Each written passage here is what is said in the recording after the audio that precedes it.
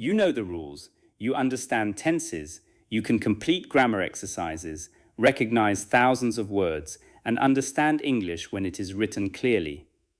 But when a real person asks you a simple question, your mind suddenly slows down.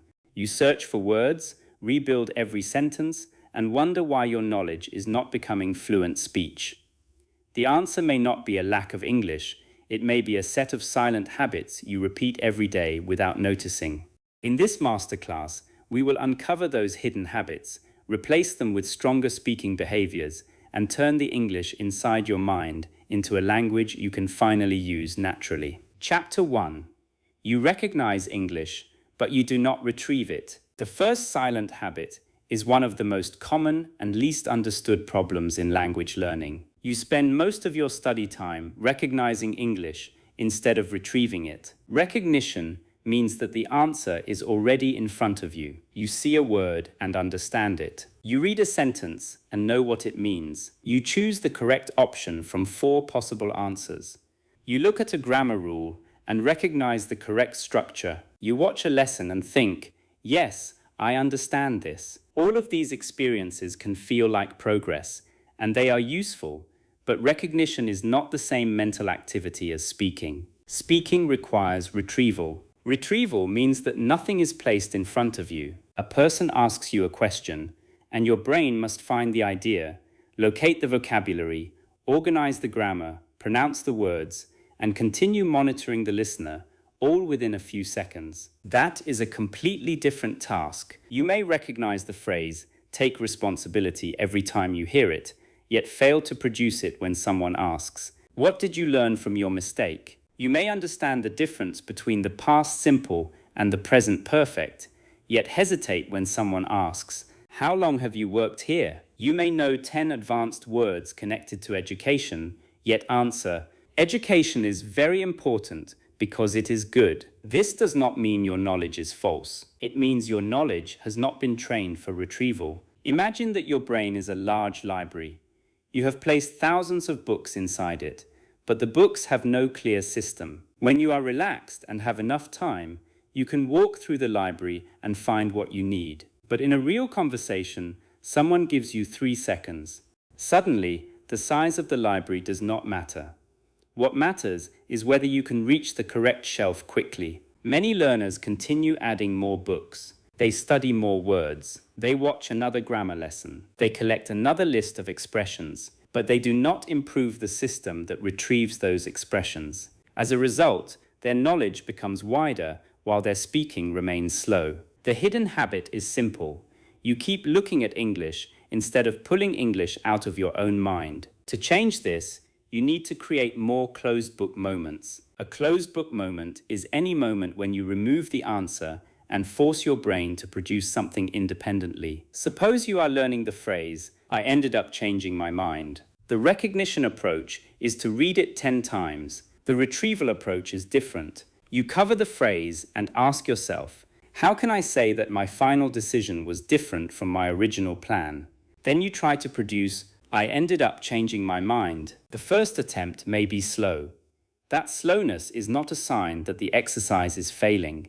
It is the exercise. The struggle is your brain building a retrieval path. If you immediately look at the answer every time the word does not appear, you protect yourself from effort, but you also prevent the memory from becoming accessible. This is why many learners can understand a phrase for years without ever using it. They have seen it many times, but they have rarely needed to retrieve it. You can apply this principle to vocabulary. Instead of reading a list such as avoid a problem, solve a problem, cause a problem, deal with a problem, notice a problem, hide the list, and ask yourself, what verbs can I use before the word problem? Try to produce as many combinations as possible. Then check. This is far more demanding than rereading the list, but it is also far more useful for speaking. You can apply it to grammar. Suppose you have studied conditional sentences. Do not only complete exercises with missing words. Ask yourself real questions. What would I do if I lost my phone? What would have happened if I had missed the train? What will I do if the meeting is cancelled? Answer without looking at a model. Your brain must choose the structure because the meaning requires it. That is closer to conversation. You can apply retrieval to personal topics. Close your notes and answer. What is one decision you regret? What kind of work environment helps you perform well? What makes a conversation interesting? What is one belief you changed recently? Do not prepare the full answer first. Give yourself 3 seconds and begin. At the start, your language may sound less impressive than the language you can recognize. That is normal. Your active English is always smaller than your passive English. Passive English includes everything you can understand. Active English includes what you can access and use under pressure. The goal is not to eliminate the difference completely. Even strong speakers understand more words than they use regularly. The goal is to reduce the gap enough that your knowledge becomes available when you need it. One way to do this is through rapid retrieval practice. Choose a category. For example, travel. Give yourself 30 seconds and say every connected word or phrase you can remember. Book a flight, check-in, boarding pass, departure gate, carry-on luggage, miss a connection, delayed flight, window seat, aisle seat. Collect your baggage. Do not judge the order. The purpose is speed of access. Then use 5 of those phrases in complete sentences. I usually choose an aisle seat because I like being able to move easily. The flight was delayed, so I missed my connection. I checked in online before leaving home. Now the language moves from isolated retrieval into communication. Another method is question rotation. Choose one language pattern and answer several different questions with it. Pattern: I used to, but now. Questions: how has your study routine changed? How has your attitude towards mistakes changed? How has your daily life changed? How has your work changed? Answers: I used to study only at night, but now I practice for a short time every morning. I used to avoid mistakes, but now I treat them as information. I used to travel to work every day, but now I work from home twice a week. The repeated pattern becomes easier to retrieve because you use it with changing meanings. Another powerful exercise is delayed recall. Learn 5 useful expressions today. Do not look at them again for several hours. Later, try to write or say them from memory. The next day, retrieve them again.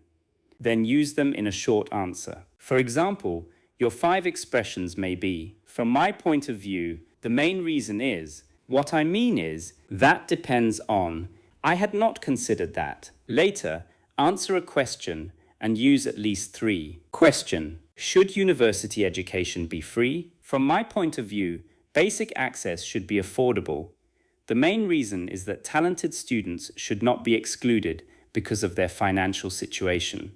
However, that depends on how the system is funded. You are not simply remembering phrases, you are learning how to call them into action. Another hidden recognition habit is rereading your own prepared answers. You write a perfect paragraph about your family, your job, your goals, or your city. Then you read it repeatedly. Eventually, the paragraph feels familiar, but familiarity can create an illusion. You feel as though you can speak about the topic, yet when the paper disappears, the answer collapses. Instead, use the paragraph only as a source of ideas and phrases. Read it once, close it. Speak about the topic in a different order. Change the examples, shorten it, expand one detail, answer a follow-up question. For example, after preparing a paragraph about your city, answer, what do visitors usually misunderstand about it? What has changed there in the last 5 years? What is one problem the city needs to solve? Would you like to live there permanently? Now the topic becomes flexible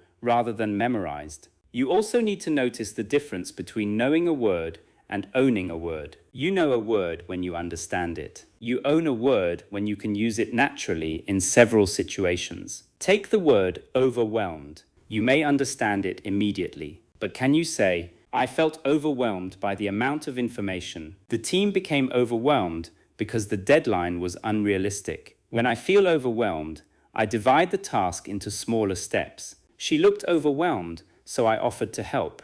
Ownership requires multiple retrieval experiences. A word that appears once in a vocabulary notebook is not automatically part of your speaking system. A word becomes active when your brain has practiced finding it through different routes. This is why personal examples are valuable. A dictionary gives you the general meaning. A personal example gives the word a place in your own life. Suppose you learn reluctant, dictionary meaning, unwilling or uncertain about doing something. Personal example, I was reluctant to join the discussion because I did not know anyone. Another, my manager was reluctant to change the original plan. Another, I am sometimes reluctant to ask for help, even when I need it. Each sentence strengthens the path. You can also build retrieval through opposites and contrasts. Learn, confident and hesitant, flexible and rigid, temporary and permanent, accurate and misleading. Then create contrasts. I was confident about the idea, but hesitant about the timing. The first plan is flexible, while the second is too rigid. The solution is only temporary. We still need a permanent change. Contrast forces the brain to choose between meanings. Another essential practice is retrieval under slight pressure. If you only retrieve language when you have unlimited time, real conversations will still feel difficult. Use a timer. Give yourself 5 seconds to begin an answer. The answer does not need to be complete in 5 seconds. You only need to start. Question: what is one skill every young person should learn? Count down. 5, 4, 3, 2, 1. Begin. I think every young person should learn how to manage money responsibly. Now continue. At first, you may choose a simpler language. That is acceptable. Speed grows from familiar paths, not from forcing advanced sentences. Another method is one-word triggering. Write 10 words on small pieces of paper. For example, risk, family, travel, success, routine, technology, health, education, change, trust. Choose one. Speak for 60 seconds. The word creates a direction, but you must retrieve the language yourself. Do not prepare. Do not restart. Keep moving. This exercise reveals which ideas are easily accessible and which areas need more active practice. You may discover that you know many words about technology because you often discuss it, but very few phrases for explaining emotions or decisions. That information helps you train intelligently. Another important step is to retrieve language after listening. Listen to a short explanation. Stop the audio. Do not replay it immediately. Explain the main idea in your own words. Ask yourself, what did the speaker say? What example did they give? Do I agree? This transforms listening from passive recognition into active production. The same principle works after reading. Read one paragraph, close it, summarize it aloud, then add your own reaction. The material becomes a starting point, not a place to hide. You should also stop judging retrieval practice by how fluent it feels. Good retrieval practice often feels difficult. You pause, you forget, you produce imperfect sentences, you notice gaps. That discomfort is valuable because it shows you the exact distance between passive knowledge and active language. A comfortable exercise may confirm what you already know. A challenging retrieval exercise shows you what you can actually use. The goal is not to make every practice session feel successful. The goal is to make real speaking more successful. From today, ask a different question after every lesson. Do not ask only, "Did I understand this?" Ask, "Can I produce it without looking? Can I use it in a personal example? Can I use it under a time limit? Can I use it while answering an unexpected question? Can I explain the same idea with different words?" These questions reveal whether the language has become available. Fluency begins when retrieval becomes faster than fear. You do not need to know everything. You need to access enough of what you already know. Stop measuring your English only by what you recognize. Begin measuring what you can call forward when the page is closed, the lesson is over, and another person is waiting for your response. That is where fluency lives. Chapter 2. You translate complete thoughts before you speak. The second silent habit is internal translation. Many learners know that translation can slow them down, but they misunderstand how deeply the habit operates. You may not translate every individual word. You may not consciously think, "What is the English word for this?" Yet you may still build the complete thought in your first language before allowing English to begin. The process may happen like this. Someone asks you a question. You understand the question. Your mind creates a detailed response in your first language. You try to preserve the exact meaning, emotion, grammar, and order of that original response. Then you search for an English version. This is not simply a translation, it is a reconstruction. You are trying to move a finished building from one language into another, brick by brick, while someone is waiting. That process creates pressure, even when your vocabulary is strong. Every language organizes meaning differently.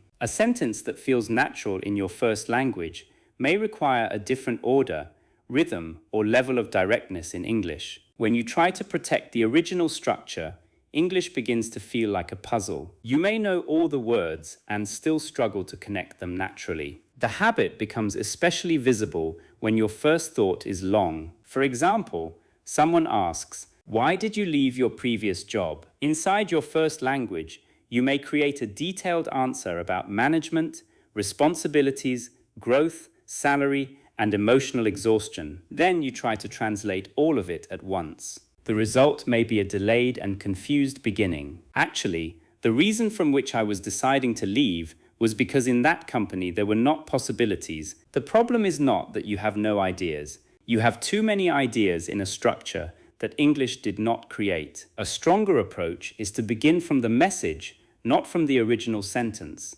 Ask, what is the first thing the listener needs to understand? Answer, I left because I had stopped growing in the role. That sentence may not include every detail from your first language thought. It does not need to. It creates an English direction. Then add, I had been doing the same work for several years, and there were no opportunities to take on more responsibility. Then, the decision was difficult because I respected the team, but I knew I needed a new challenge. The answer grows inside English. This is the central shift. Do not translate a finished thought. Build the thought while speaking English. At first, this may make your ideas feel simpler. You may worry that your personality is disappearing because you cannot express every nuance immediately. But simplicity is not emptiness. Simplicity gives you a stable foundation. Once you can express the central meaning clearly, you can add detail. Many learners demand emotional and intellectual precision from the first sentence.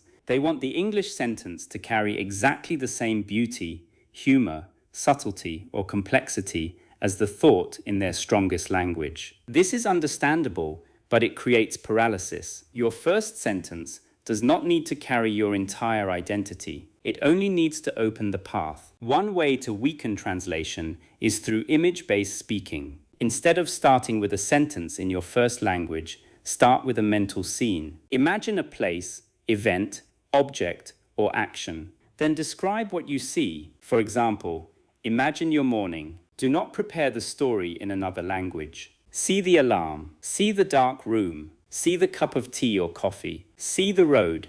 Now speak from the scene. My alarm rang at 6, but I stayed in bed for another 10 minutes. The room was still dark and I felt exhausted. I made a quick breakfast, checked my messages, and left home just before 7. The images guide the English. You are not carrying a completed sentence across languages. You are connecting meaning directly to speech. Another useful exercise is object explanation. Choose an object near you. Do not name it immediately. Describe its purpose, shape, location, and use. For example, it is a small device that I use every morning. It has a screen, several buttons, and a cable. I use it to prepare hot drinks. Perhaps you are describing a coffee machine. The important part is that the physical object creates the meaning. Your brain learns to move from reality into English. Another exercise is action narration. While completing simple tasks, describe what you are doing. I am opening the cupboard. I am looking for a clean glass. The glass is on the top shelf. I am filling it with water. I have spilled a little water on the table. This may seem basic, but it creates direct connections between action and language. You are not translating a story. You are naming reality as it happens. Another method is emotion to English training. Notice a feeling and describe it using simple English. I feel restless. I am disappointed because the plan changed. I am relieved that the problem is finished. I am uncertain about what to do next. Do not wait until you can express the emotion perfectly. Begin with the nearest accurate word. Then develop, I feel restless because I have been waiting for an answer all day. Or, I am relieved, but I am also tired because the situation required a lot of energy. This builds a direct route from internal experience to English. Another translation habit is searching for exact equivalents. You know a word, expression, joke, or proverb in your first language and believe there must be one perfect English version. Sometimes there is, often there is not. A confident speaker focuses on the intended effect. Ask, what am I trying to communicate? Are you trying to warn someone? Encourage them? Express surprise? Show disappointment? Explain that something was inevitable? Once you know the function, you can choose natural English. Suppose your first language has a proverb meaning that small problems become larger when ignored. You do not need to search for the exact English proverb during the conversation. Say, if we ignore this now,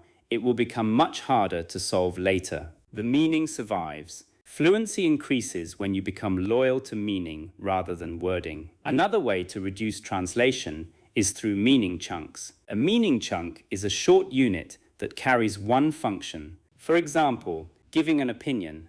I think, from my perspective, the way I see it, expressing uncertainty. I am not completely sure, but as far as I understand, it seems to me that adding a contrast. However, on the other hand, that said, giving an example. For instance, one example would be, I noticed this when these chunks become familiar, you do not need to build every sentence from zero. Your brain can begin in English because the entry points are already available. Suppose someone asks, is working from home better than working in an office? You do not construct a complete first language response. You select an English chunk. I think it depends on the type of work. Then another. For example, tasks that require deep concentration may be easier at home. Then contrast. However, creative teamwork can be more effective when people are in the same room. The answer develops through English functions. Another useful practice is the English-only paraphrase rule. When you do not know a word, do not return immediately to your first language. Stay inside English and describe the idea. Suppose you forget the receipt. Say, the small paper the shop gives you after you pay. Suppose you forget appointment. Say, a planned time when I need to meet the doctor. Suppose you forget neighborhood. Say, the area around the place where I live. This habit teaches your brain that English can solve English problems. You do not need to escape from the language every time something is missing. The purpose is not to ban your first language from your mind. Your first language is part of you.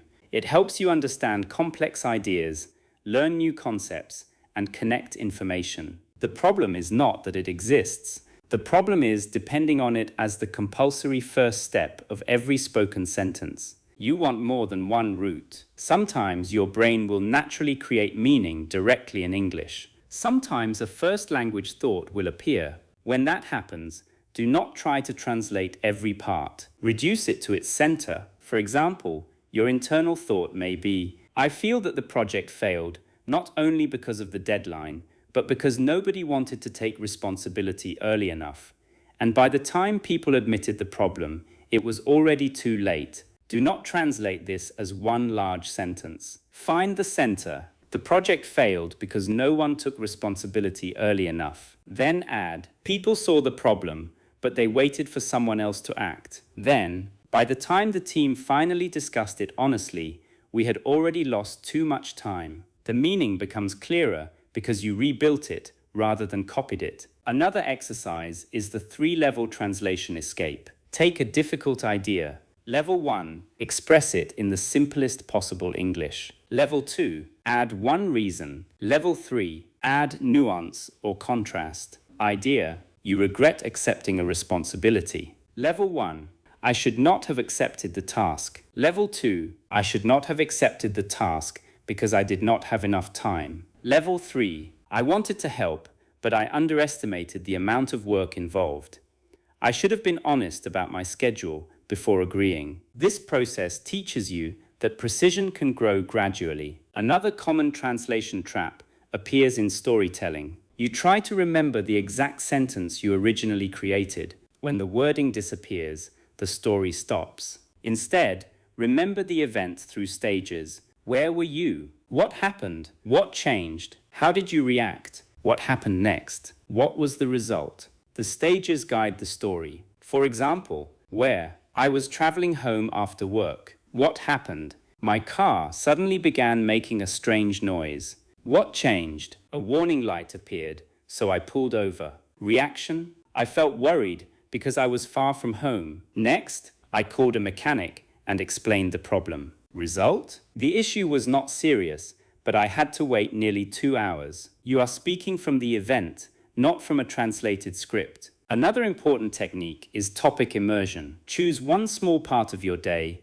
and experience it in English. For 15 minutes, let your inner observations use simple English. At a shop, I need to find the correct size. This one is too expensive. The material feels comfortable. I should ask whether they have another color. During travel, the bus is crowded. I may miss my stop. 2 people are waiting near the door. The driver is moving slowly because of traffic. Do not force complex inner monologues. Use short, real observations. The goal is to show your brain that English can be a language of immediate experience, not only a subject you activate during study. Another strong practice is response-first thinking. When a person asks a question, choose your response category before building the details. Do you agree? Disagree? Need clarification? Have no opinion? Want to give an example? Need to explain the cause? Once you choose the response category, English becomes easier.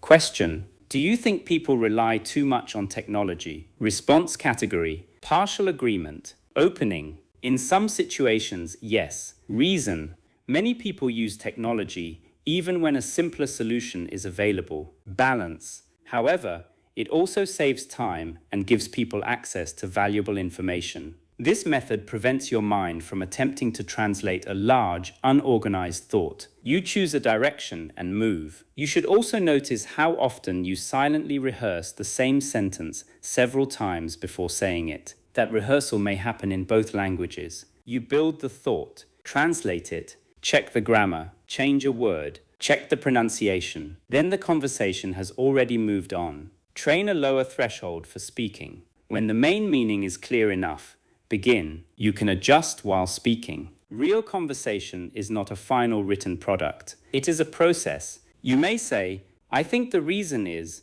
actually let me explain it more clearly.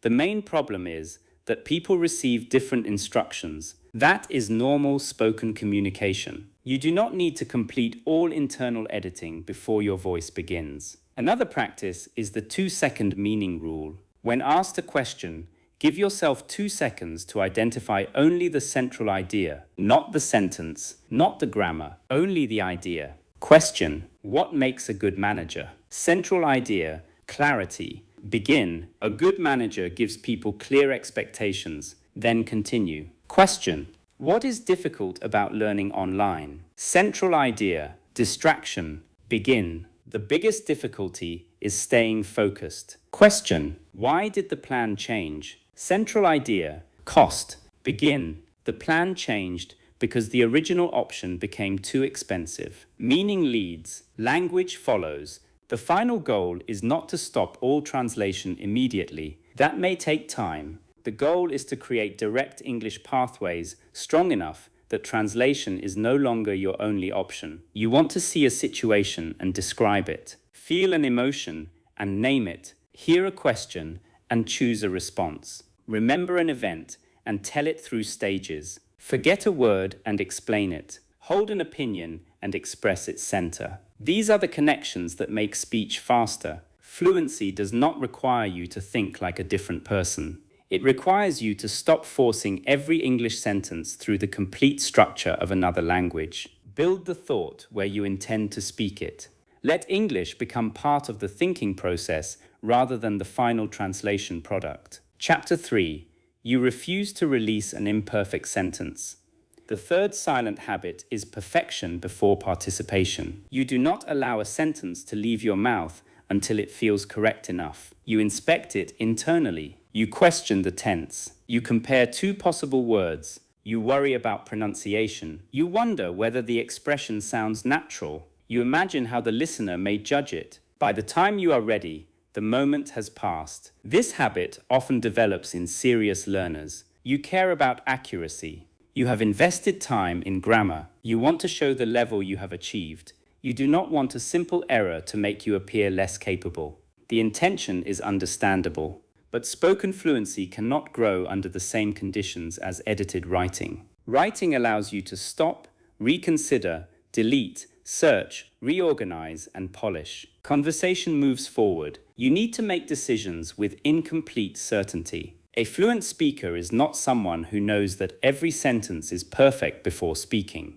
A fluent speaker is someone who can release a workable sentence, observe what happens, and adjust when necessary. The perfection habit turns every sentence into an examination. You may know exactly what you want to say, yet the internal pressure makes ordinary language feel unsafe. Suppose someone asks, "What did you think of the presentation?" You have a clear opinion. It was informative, but too long. A simple answer is available. It was informative, but I think it was too long. However, your mind may begin searching for a more advanced version. The presentation was considerably informative, although regarding its duration, you become uncertain about considerably. You question regarding. You wonder whether you should use lengthy. The simple answer was already sufficient, but you rejected it because it did not feel impressive enough. This is one of the quietest barriers to fluency. You do not lack language. You keep refusing the language that arrives first. To change this,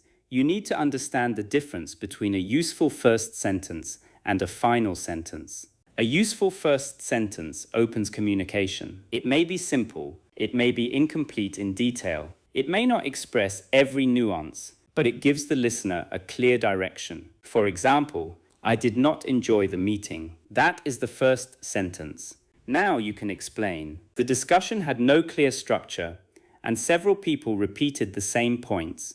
We spent almost 2 hours talking without making a decision. The opening did not need to contain everything. It only needed to release the thought. Another example, "I am not comfortable with that plan." Then, the budget is already under pressure, and the plan creates several new costs that have not been calculated. Another, "I need more time." Then, "I can finish the first section today, but the complete report will not be ready until Thursday." Fluency often begins with a sentence that is smaller than the thought behind it. The perfection habit also creates unnatural self-correction. You say, "No, I have gone.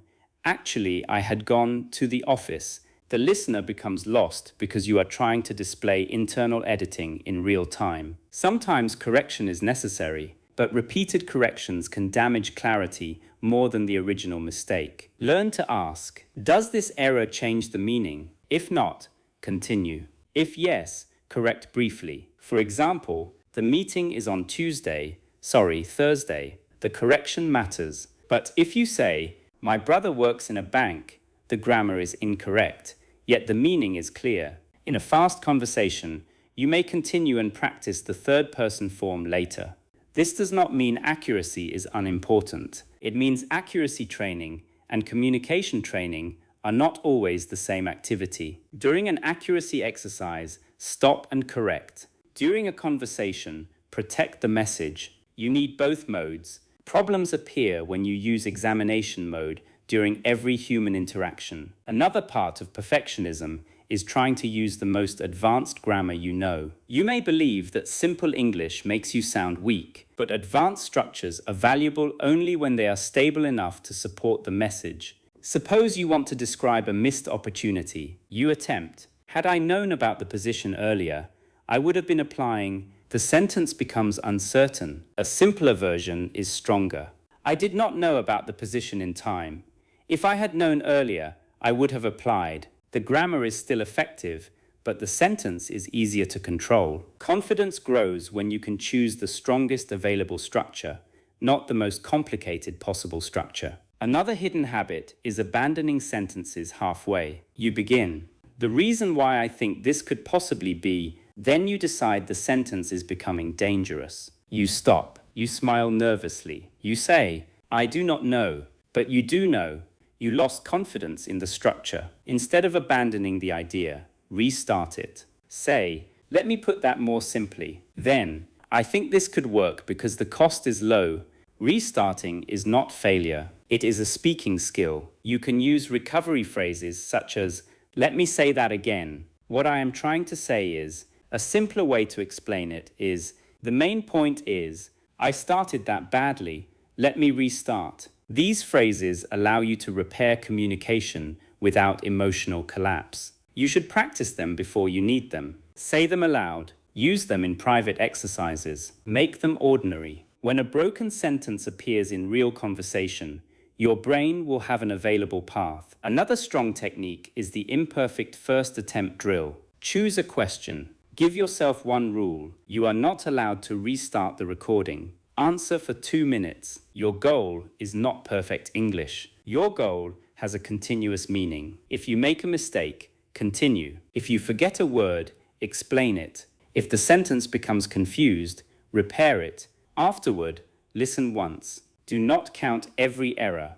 Identify 3 things. Was the main point understandable? Where did the message become difficult to follow? Which one language pattern would improve the answer? This separates communication quality from emotional judgment. Another drill is the sentence release countdown. Choose a question. Give yourself 3 seconds. Then release the first clear sentence that appears. Question. What makes a friendship last? 3, 2, 1. A friendship lasts when both people can be honest with each other. Do not wait for a more original answer. Continue. They do not need to agree on everything, but they should be able to discuss problems without disrespect. The first sentence creates momentum. Another useful practice is deliberate simplification. Take an advanced thought and express it using only common words. Advanced thought. The constant pursuit of external validation gradually damages a person's ability to make independent decisions. Simple version. When people always need approval from others,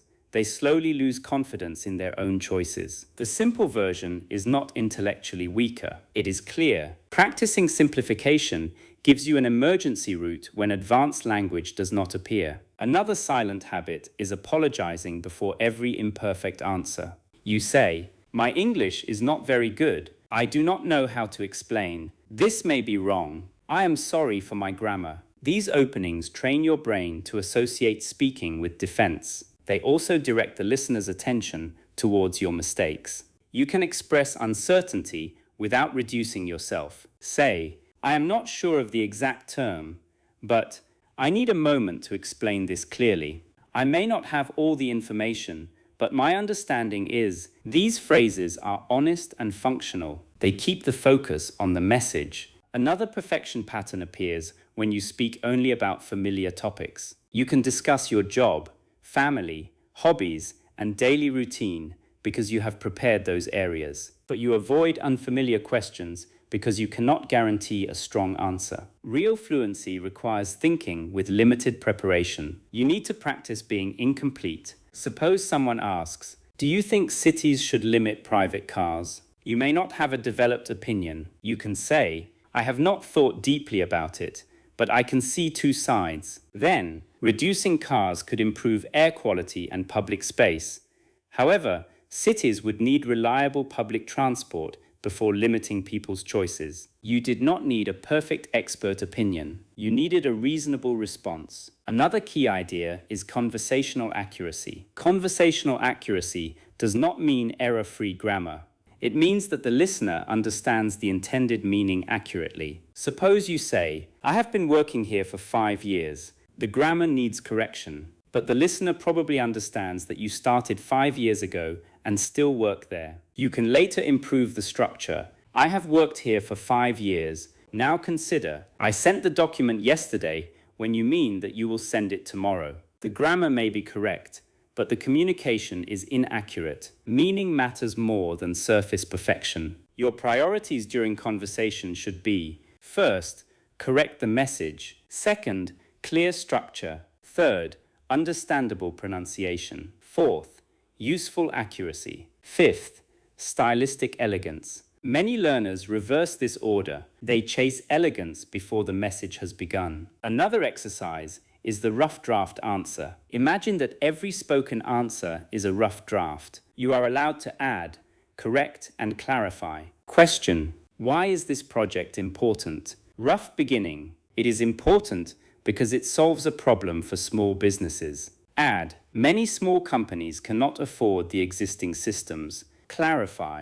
More specifically, they need a simple way to manage payments and customer information. Conclude: if the project works, it could save them both time and money. The answer develops in public. That is what conversation is. Another helpful rule is one correction per idea. During practice, allow yourself one correction inside each main idea. After that, continue. This prevents endless self-editing. For example, I visited the client on Tuesday. We discussed the changes and agreed on a new deadline. You corrected the important detail and moved forward. Another powerful practice is speaking with intentional gaps. Choose a topic you know reasonably well. Speak for 3 minutes without preparing exact wording.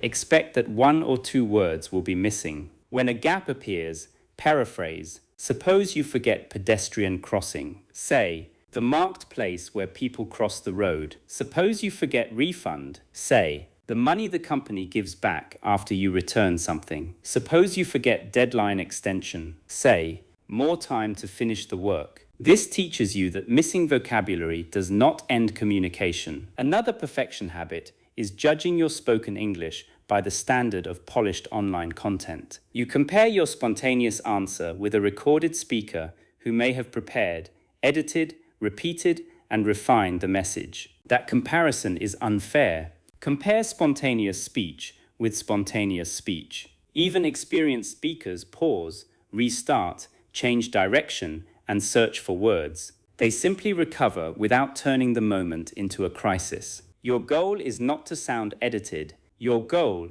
is to remain understandable and alive inside the conversation. Another important shift is from sentence control to message control. You cannot control every sentence perfectly, but you can control the direction of your message. Suppose your grammar becomes unstable during an explanation. Return to the center. Say, the main point is that we need more time. Then continue from there. A central sentence can rescue a complicated answer. Use phrases such as, the key issue is, what matters most is, the reason I mention this is, to return to my main point. These phrases help you manage meaning when sentence level control weakens. Another technique is the 70% rule. When you believe the sentence is around 70% ready, speak. Do not wait for complete certainty. The remaining clarity can appear through context, tone, repair, and follow-up. This rule may feel dangerous at first, but speaking itself provides information. The listener's reaction shows whether the message is clear. Your next sentence can add detail. A conversation is cooperative. You are not delivering a sealed object that can never be changed. Another way to reduce perfectionism is to separate practice sessions. Have accuracy sessions where you focus on grammar and pronunciation. Have fluency sessions where you focus on speed, connection, and completion. During an accuracy session, pause and improve the sentence. During a fluency session, keep the message moving. This prevents one goal from destroying the other. You need careful practice. You also need free practice. Perfectionism often hides behind discipline. You tell yourself, I am serious about learning, so I must correct everything. But serious learning includes understanding the purpose of the exercise. If the purpose is to speak continuously for 2 minutes, stopping after every error defeats the purpose. If the purpose is to master a grammar structure, continuing without correction may defeat that purpose. Choose the mode deliberately. The habit you are breaking is not accuracy, it is fear-based control. You are learning to release a sentence before you know exactly how it will end. You are learning to trust repair. You are learning to accept that simple language can carry strong ideas. You are learning to stay present after an error. You are learning that fluency is not a perfect performance. It is forward movement with enough control to preserve meaning. Your English cannot become fluent while every sentence is trapped inside your mind waiting for approval. Open the gate. Let the sentence begin. Correct what matters. Clarify what is unclear. Then continue. Chapter 4. You practice topics, but not conversational moves. The fourth silent habit is practicing only what you want to talk about instead of how conversations actually move. You study topics, travel, work, family, technology, education, health, food, environment. You learn vocabulary connected to each area. This is useful, but a real conversation is not simply a topic. It is a sequence of moves. A person asks, you answer, they challenge. You clarify, they give an example. You react, they misunderstand. You rephrase, you disagree, they interrupt. You return to the point. The topic may remain the same, but the conversational function changes every few seconds. Many learners know enough vocabulary to discuss the subject, but do not know how to manage the movement. That is why they can prepare a 2-minute speech about technology, but struggle in a 30-second exchange. They know what to say when they control the direction. They do not know what to do when another person changes it. Fluency depends on conversational moves. A move is a small action performed through language. For example, starting an answer, adding a reason, giving an example, showing uncertainty, asking for clarification, agreeing partially, disagreeing politely, interrupting, returning after interruption, correcting a misunderstanding, comparing two options, summarizing, changing the subject, ending the conversation. These moves appear in almost every topic. If they become automatic, you can use them anywhere. Consider the move of partial agreement. You might say, I agree to some extent, but that is true in many cases. However, I understand the argument, although you can use this move when discussing education. I agree that exams can measure certain skills, but they do not show everything a student can do. You can use it when discussing work. I agree that remote work offers flexibility, but some teams communicate better in person. You can use it when discussing technology. That is true in many cases. However, technology can also create new forms of dependence. The topic changes. The move remains stable. This is extremely valuable for fluency. Instead of building every response from zero, you have a set of reliable conversational actions. The first move you should train is extending. Many learners give one correct sentence and stop. Question: what do you enjoy about your work? Answer: I enjoy solving problems. Silence: the answer is not wrong, but the conversation has little energy. The extension move adds one layer. I enjoy solving problems, especially when the solution improves the way the whole team works. Then an example. For instance, last month I created a simpler reporting system that saved several hours each week. You can extend through a reason, an example, a contrast, a result, a personal reaction, a future consequence. Train yourself to ask silently, what can I add? Another important move is narrowing. Broad questions can overwhelm you. Question: what do you think about modern society? You do not need to discuss everything. Narrow the focus. That is a very broad subject, so I will focus on how technology has changed communication. Now the answer has boundaries. Useful narrowing phrases include, I will focus on, one part of this issue is, the area I know most about is, from a personal perspective, looking specifically at, this move protects you from trying to answer an impossible question. Another move is buying meaningful time. Many learners use fillers because they need time. Like. Actually, instead, use a phrase that creates structure. There are two parts to my answer. My first reaction is, I would separate the practical issue from the emotional one. The most important factor is, these phrases do not merely delay, they organize. Another move is clarifying the question. If someone asks, why did it fail? You may not know whether it means the project, the strategy, or the meeting. Ask, do you mean why the project failed overall, or why the first stage failed? This is more fluent than guessing and giving an irrelevant answer. Useful clarification moves include, are you asking about? Do you mean? Could you explain what you mean by? Are you referring to the short-term or long-term result? What period are you asking about? Clarification is part of fluent communication. Another move is checking understanding. After explaining a complicated point, say, does that make sense? Or, was that the part you were asking about? Or, Let me know if you want me to explain the process in more detail. This brings the listener into the conversation. Another move is reacting. Conversation becomes unnatural when you only wait for your next answer. React to what the other person says.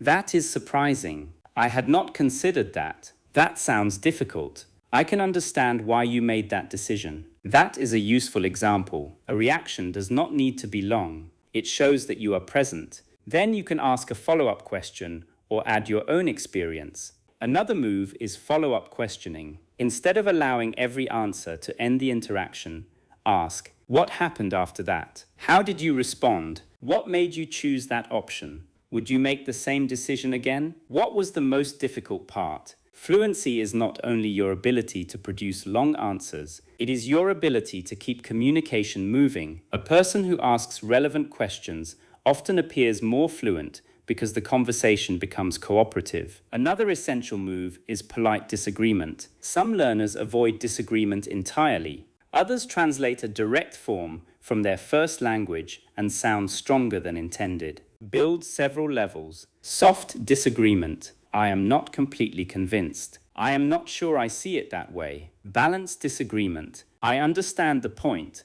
but I disagree with the conclusion. I agree with the goal, but not with the method. Strong disagreement.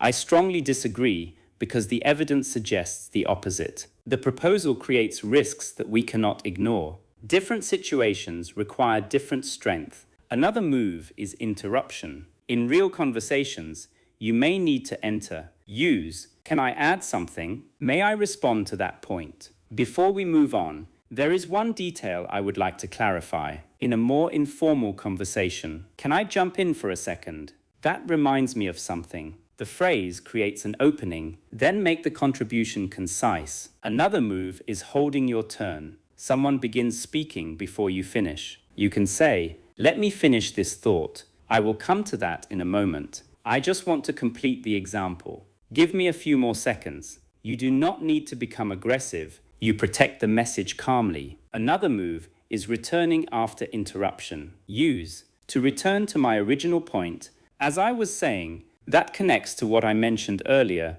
The reason I brought this up was, without a return phrase, you may lose your direction completely. Another move is rephrasing. The listener looks confused. Do not repeat the same sentence more loudly. Say, let me explain it differently. What I mean is, in simpler terms, another way to look at it is, then choose simpler vocabulary or a concrete example. Rephrasing is one of the clearest signs of practical fluency. Another move is correcting someone carefully. Perhaps the listener misunderstood your point. Say, I may not have explained that clearly.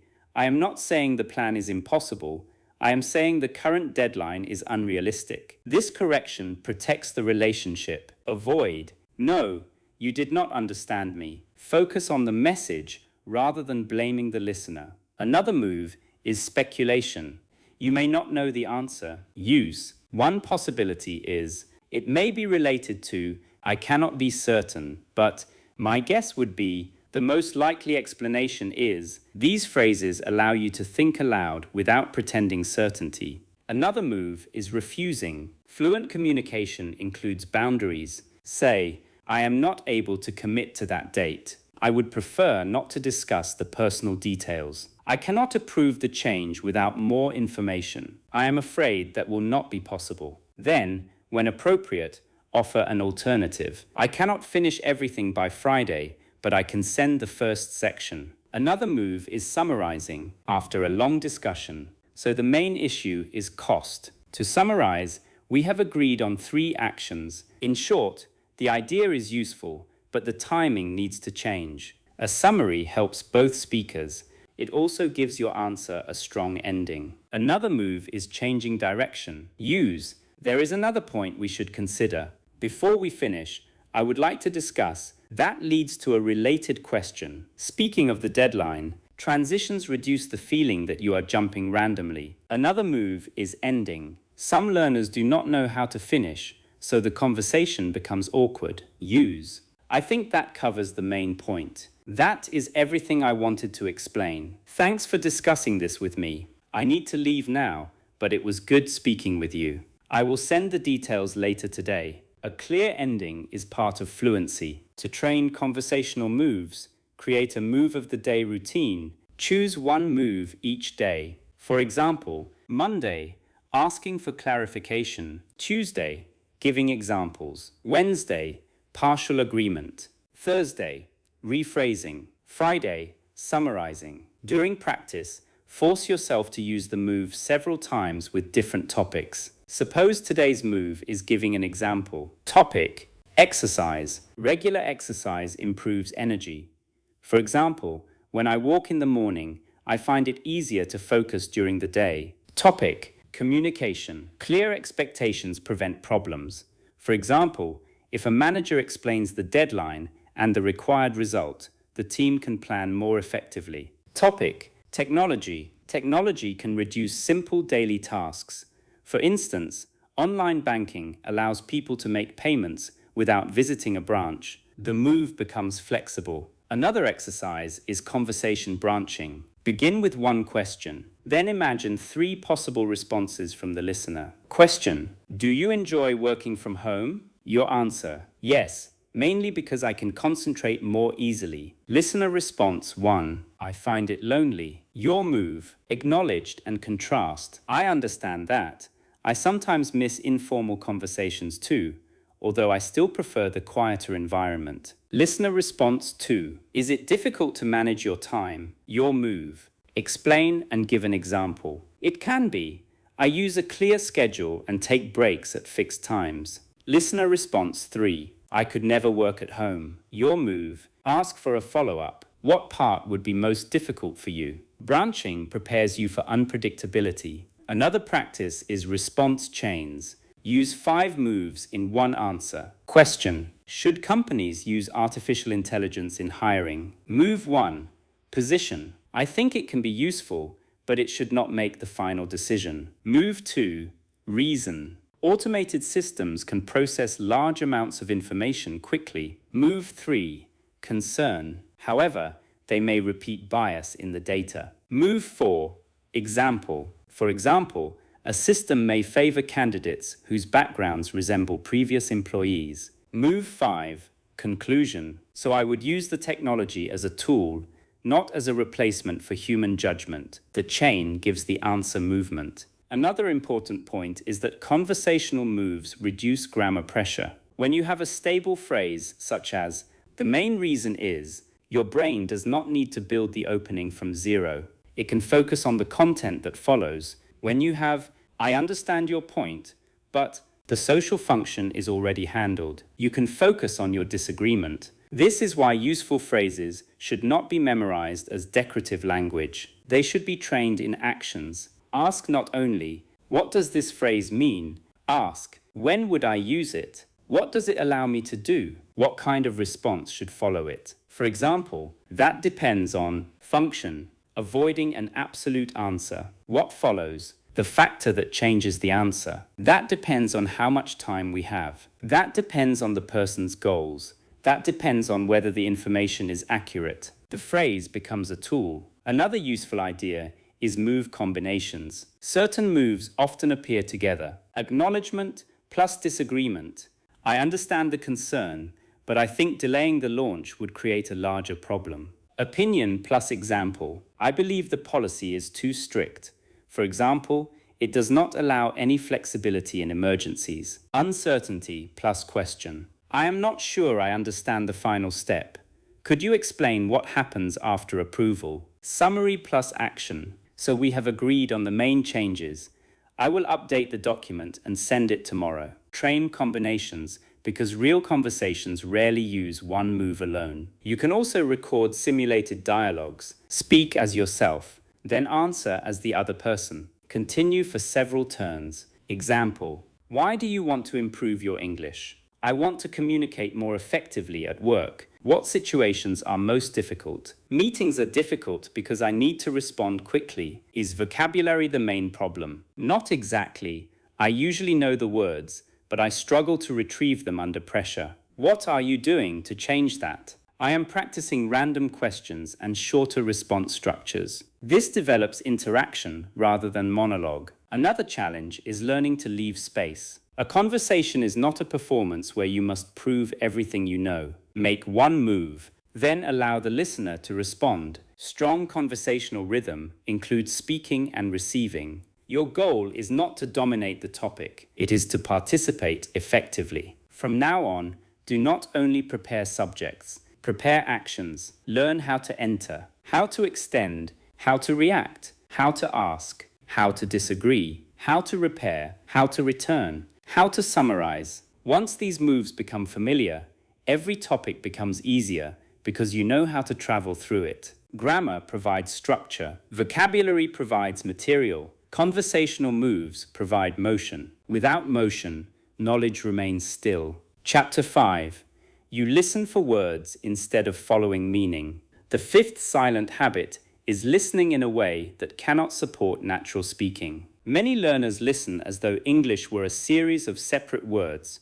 They try to identify every word. When one word disappears, their attention remains trapped behind it. The speaker continues, but the learner is still thinking, "What was that word?" Within a few seconds, the entire message is lost. This habit creates two problems. First, listening feels much harder than it needs to be. Second, speaking remains unnatural because the learner does not hear how English ideas are actually grouped. Fluent listening is not perfect word collection. It means tracking. You listen for direction. Is the person explaining a problem? Giving an example? Changing their mind? Disagreeing? Describing a sequence? Expressing uncertainty? Making a request? The function helps you predict what kind of information is coming. Suppose someone says, "I was planning to take the train, but," the word "but" changes the direction. You may not know what happened yet, but you know the original plan did not continue normally. Perhaps the train was cancelled. Perhaps someone offered a lift. Perhaps the speaker changed their mind. Your brain uses structure to follow meaning. If you listen only for individual words,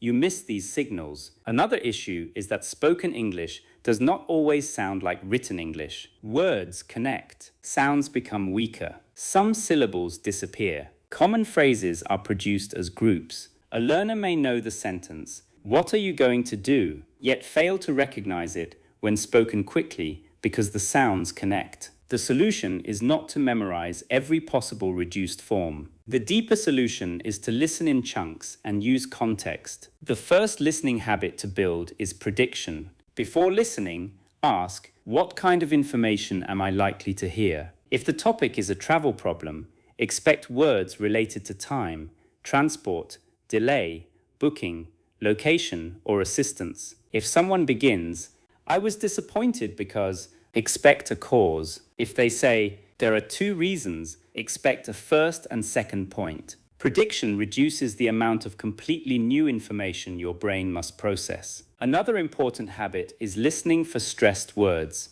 In ordinary speech, not every word receives equal force. Important content words often carry more stress. For example, "I sent the file on Tuesday." The key information may be sent, file, and Tuesday. Smaller grammatical words connect around them. You do not need to catch every sound to understand the message. Train by listening for the words that carry the main meaning. After one short section, ask, "What were the three most important words?" Then reconstruct the idea. Suppose you catch meeting, delayed, client. You may understand the meeting was delayed because of the client, or the client delayed the meeting. Context helps you confirm. The goal is not careless guessing, it is intelligent listening. Another habit is listening for boundaries. Spoken ideas arrive in groups. For example, when I first started the job, I felt completely unprepared because the training was very limited.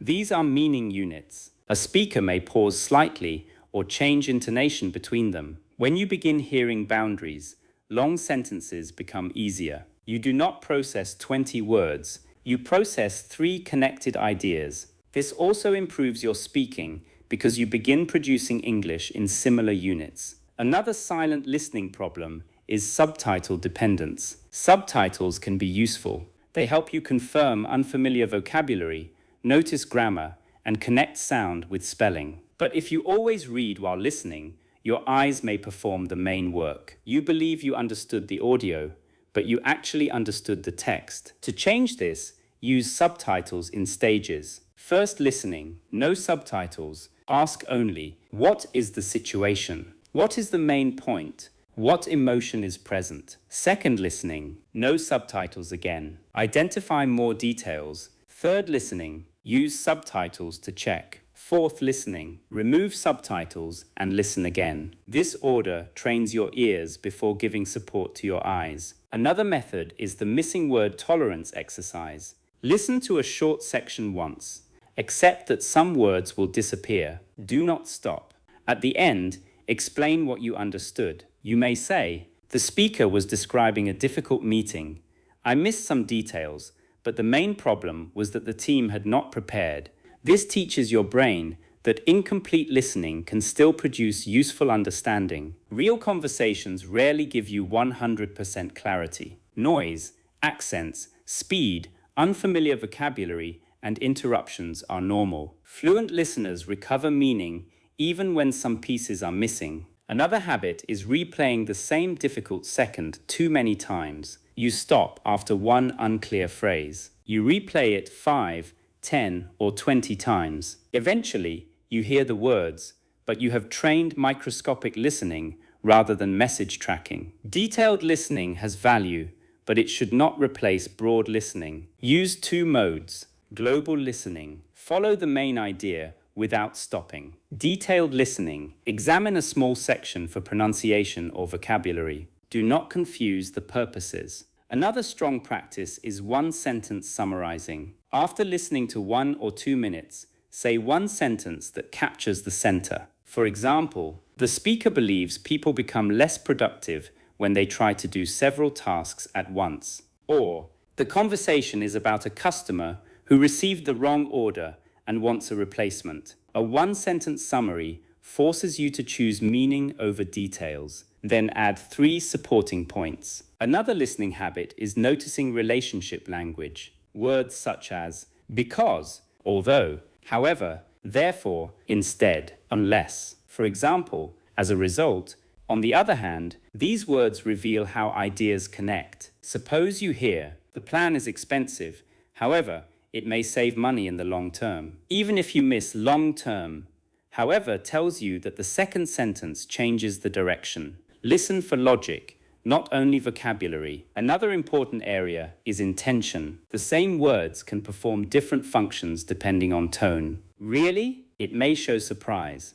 doubt, interest, disbelief, annoyance. The sound tells you more than the dictionary. To improve natural conversation, listen for the speaker's purpose. Ask, why did they say that? Were they agreeing, avoiding, challenging, inviting more information, trying to end the topic? This helps you respond appropriately. Another practice is echo summarizing. After someone speaks in a real conversation, mentally repeat the central idea in simpler English. They say, I am worried that the proposed changes will create additional work without solving the original problem. Your internal summary, they think the changes will create more work and not fix the main issue. Now respond to that meaning. I understand the concern.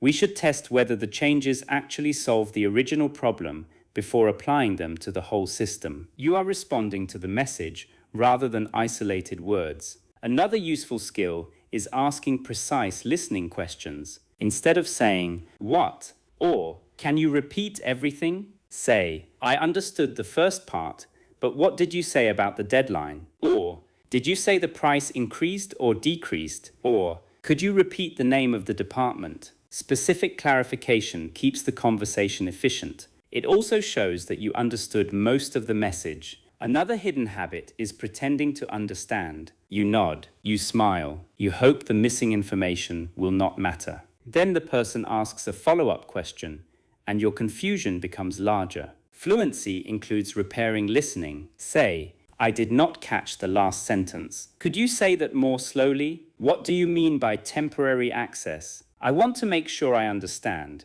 Are you saying the meeting has been cancelled? These are not signs of failure. They are signs of active communication. Another practice is phrase hearing. When you listen, notice groups that appear repeatedly. For example, at the end of the day, the main thing is, as far as I know, I was about to. It turns out that the reason I mentioned this is, do not only write the phrases, notice their sound shape. How do they connect? Where is the stress? What usually comes after them? Then use the phrase in your own sentence. Listening becomes a source of speaking patterns. Another method is sound to meaning journaling. After listening, write or say, one phrase I heard clearly, one idea I understood without catching every word, one pronunciation pattern I noticed, one question I still have, one phrase I can use in my own speaking. This prevents listening from becoming passive entertainment. Another common habit is choosing material that is either too easy or too difficult. If the material is too easy, you do not develop tolerance for uncertainty.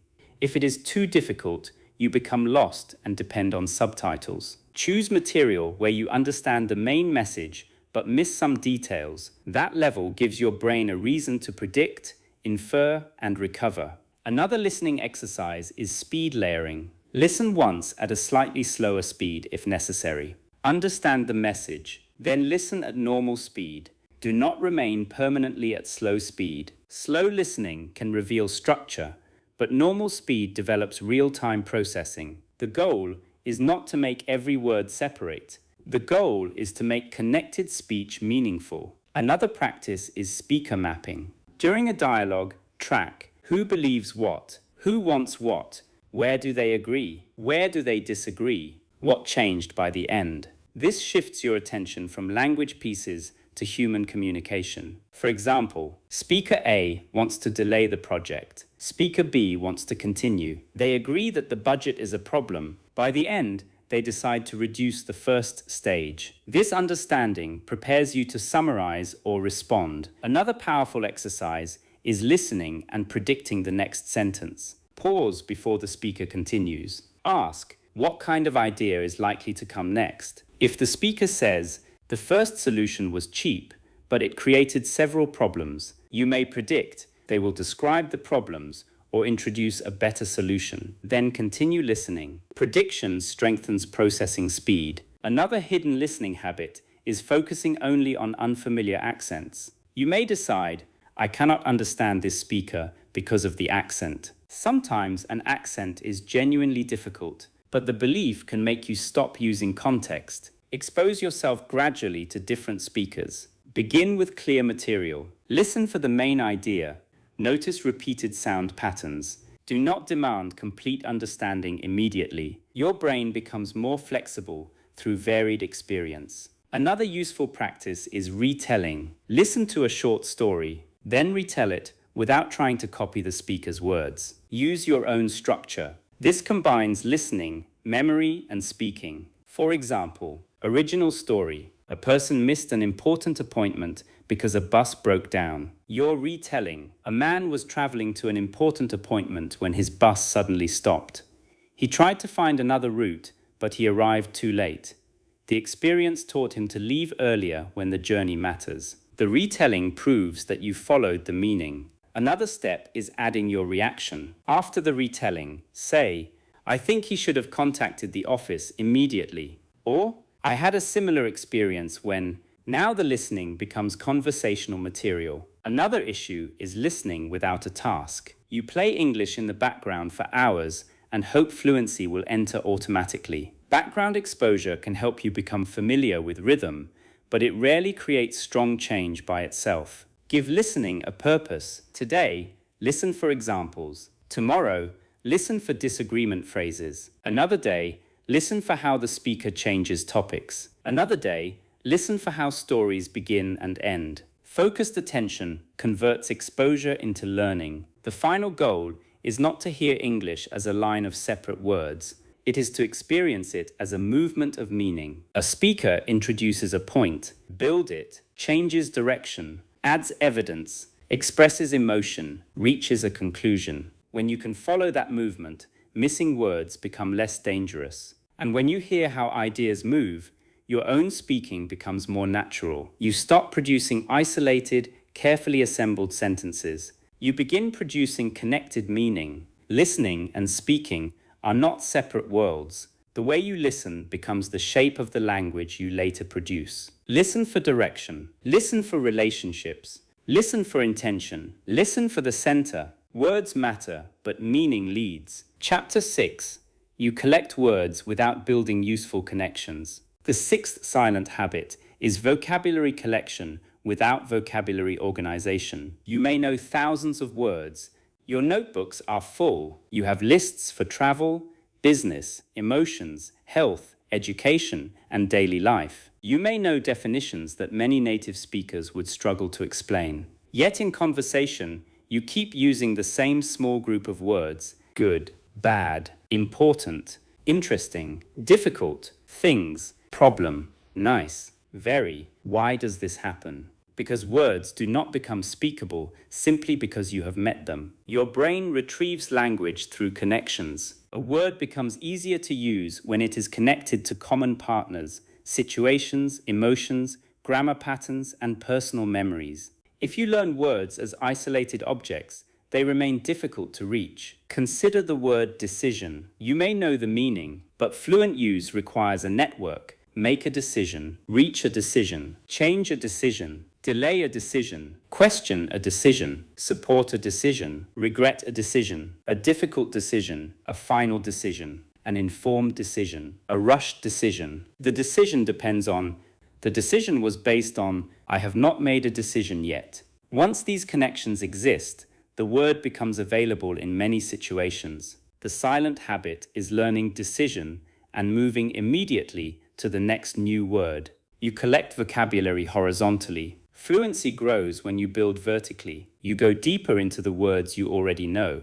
The first connection to build is collocation. Collocation means words that commonly appear together. English may allow many grammatically possible combinations, but some combinations sound more natural than others. For example, make progress, not usually do progress. Take responsibility, not usually make responsibility. Heavy rain, not usually strong rain. Strong argument, not usually powerful argument in every context. Meet a deadline, miss a deadline. Extend a deadline, set a deadline. Collocations reduce speaking decisions. When make and progress become one familiar unit, your brain does not need to choose the verb every time. This is one reason fluent speakers can speak quickly. They are not building every phrase word by word. They retrieve combinations. To train collocations, begin with words you already use often. Take problem, build around it. Identify a problem, cause a problem, avoid a problem, solve a problem, create a problem, face a problem, deal with a problem, ignore a problem, a serious problem, a common problem, a temporary problem, an underlying problem. Then create personal sentences. I tend to ignore small problems until they become more serious. The team identified the problem early. We need a temporary solution while we investigate the underlying problem. The word becomes a center with multiple paths. The second connection is the grammar pattern. A word often prefers certain structures. Take suggest. Suggest something. I suggest a different approach. Suggest doing something. I suggest waiting until Monday. Suggest that someone do something. I suggest that we review the figures again. If you learn only the definition, you may know what suggest means, but hesitate when building a sentence. Learn the word with its structure. Take responsible. Responsible for. She is responsible for training new employees. Responsible for doing. I am responsible for preparing the weekly report. Hold someone responsible. The company held the manager responsible for the error. The pattern makes the word usable. The third connection is situation. Ask,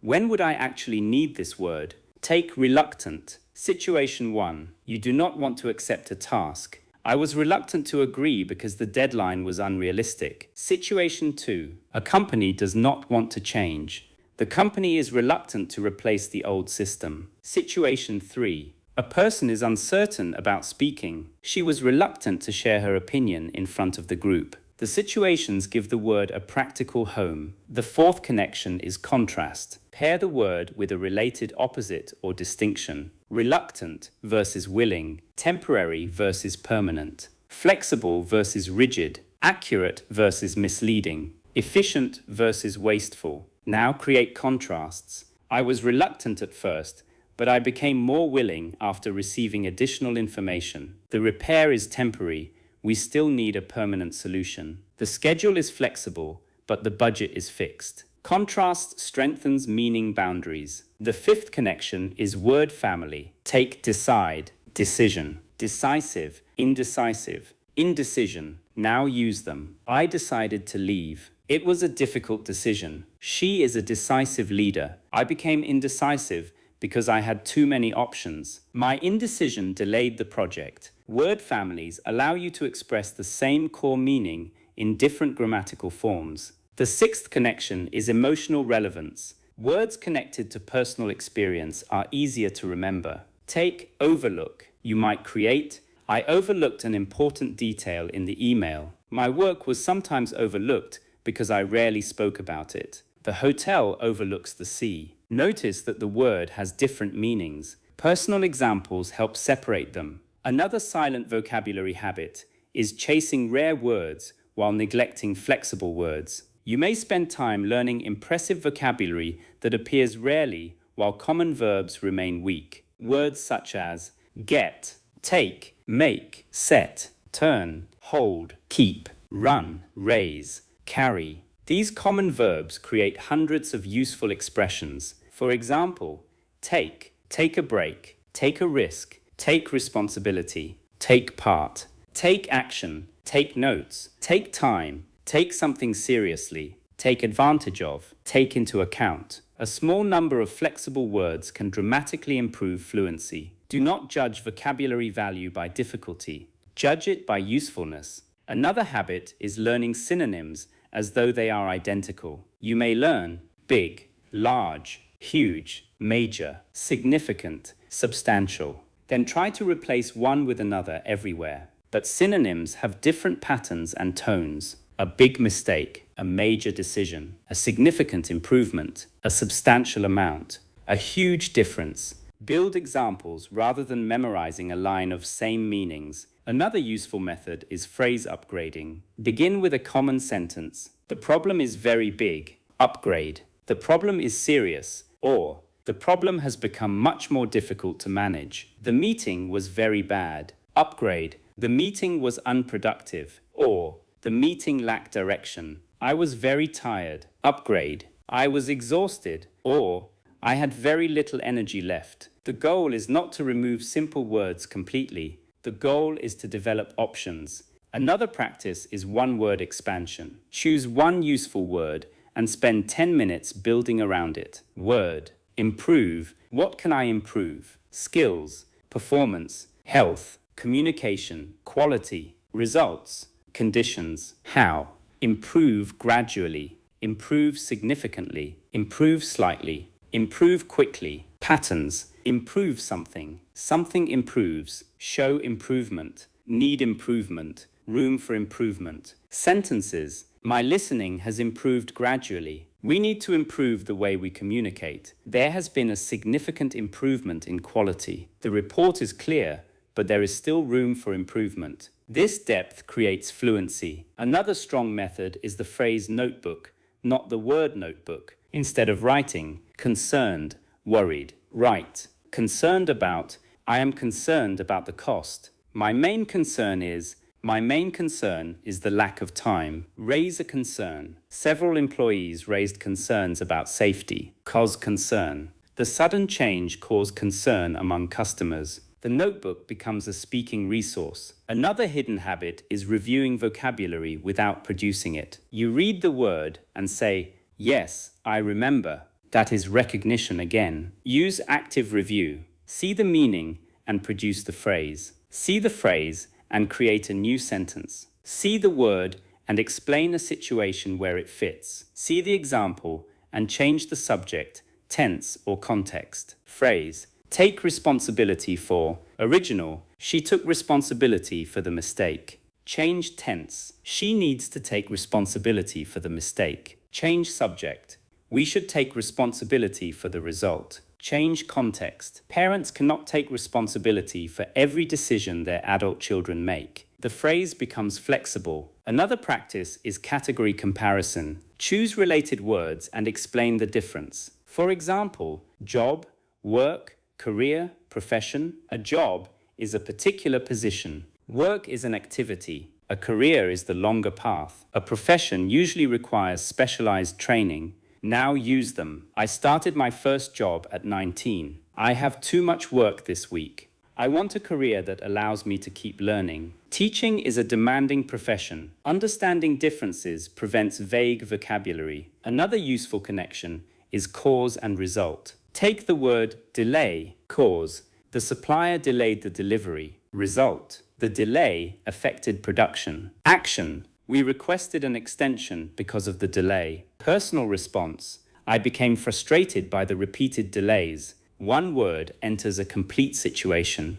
Another hidden vocabulary habit is trying to activate too many new words at once. You learn 50 words and expect to use them all. Your attention becomes divided. Choose fewer words and demand more from them. 5 useful expressions used 10 times are often more valuable than 50 expressions seen once. For 1 week, choose a small active set. For example, from my perspective, the main factor is take into account, lead to, rather than, use them in different answers. Day 1, work. From my perspective, companies should take employee well-being into account. Day 2, education. The main factor is not the amount of homework, but the quality of feedback. Day 3, technology. Poorly designed systems can lead to confusion rather than efficiency. Repeated flexible use moves phrases into active speech. Another practice is retrieval by function. Instead of reviewing vocabulary alphabetically,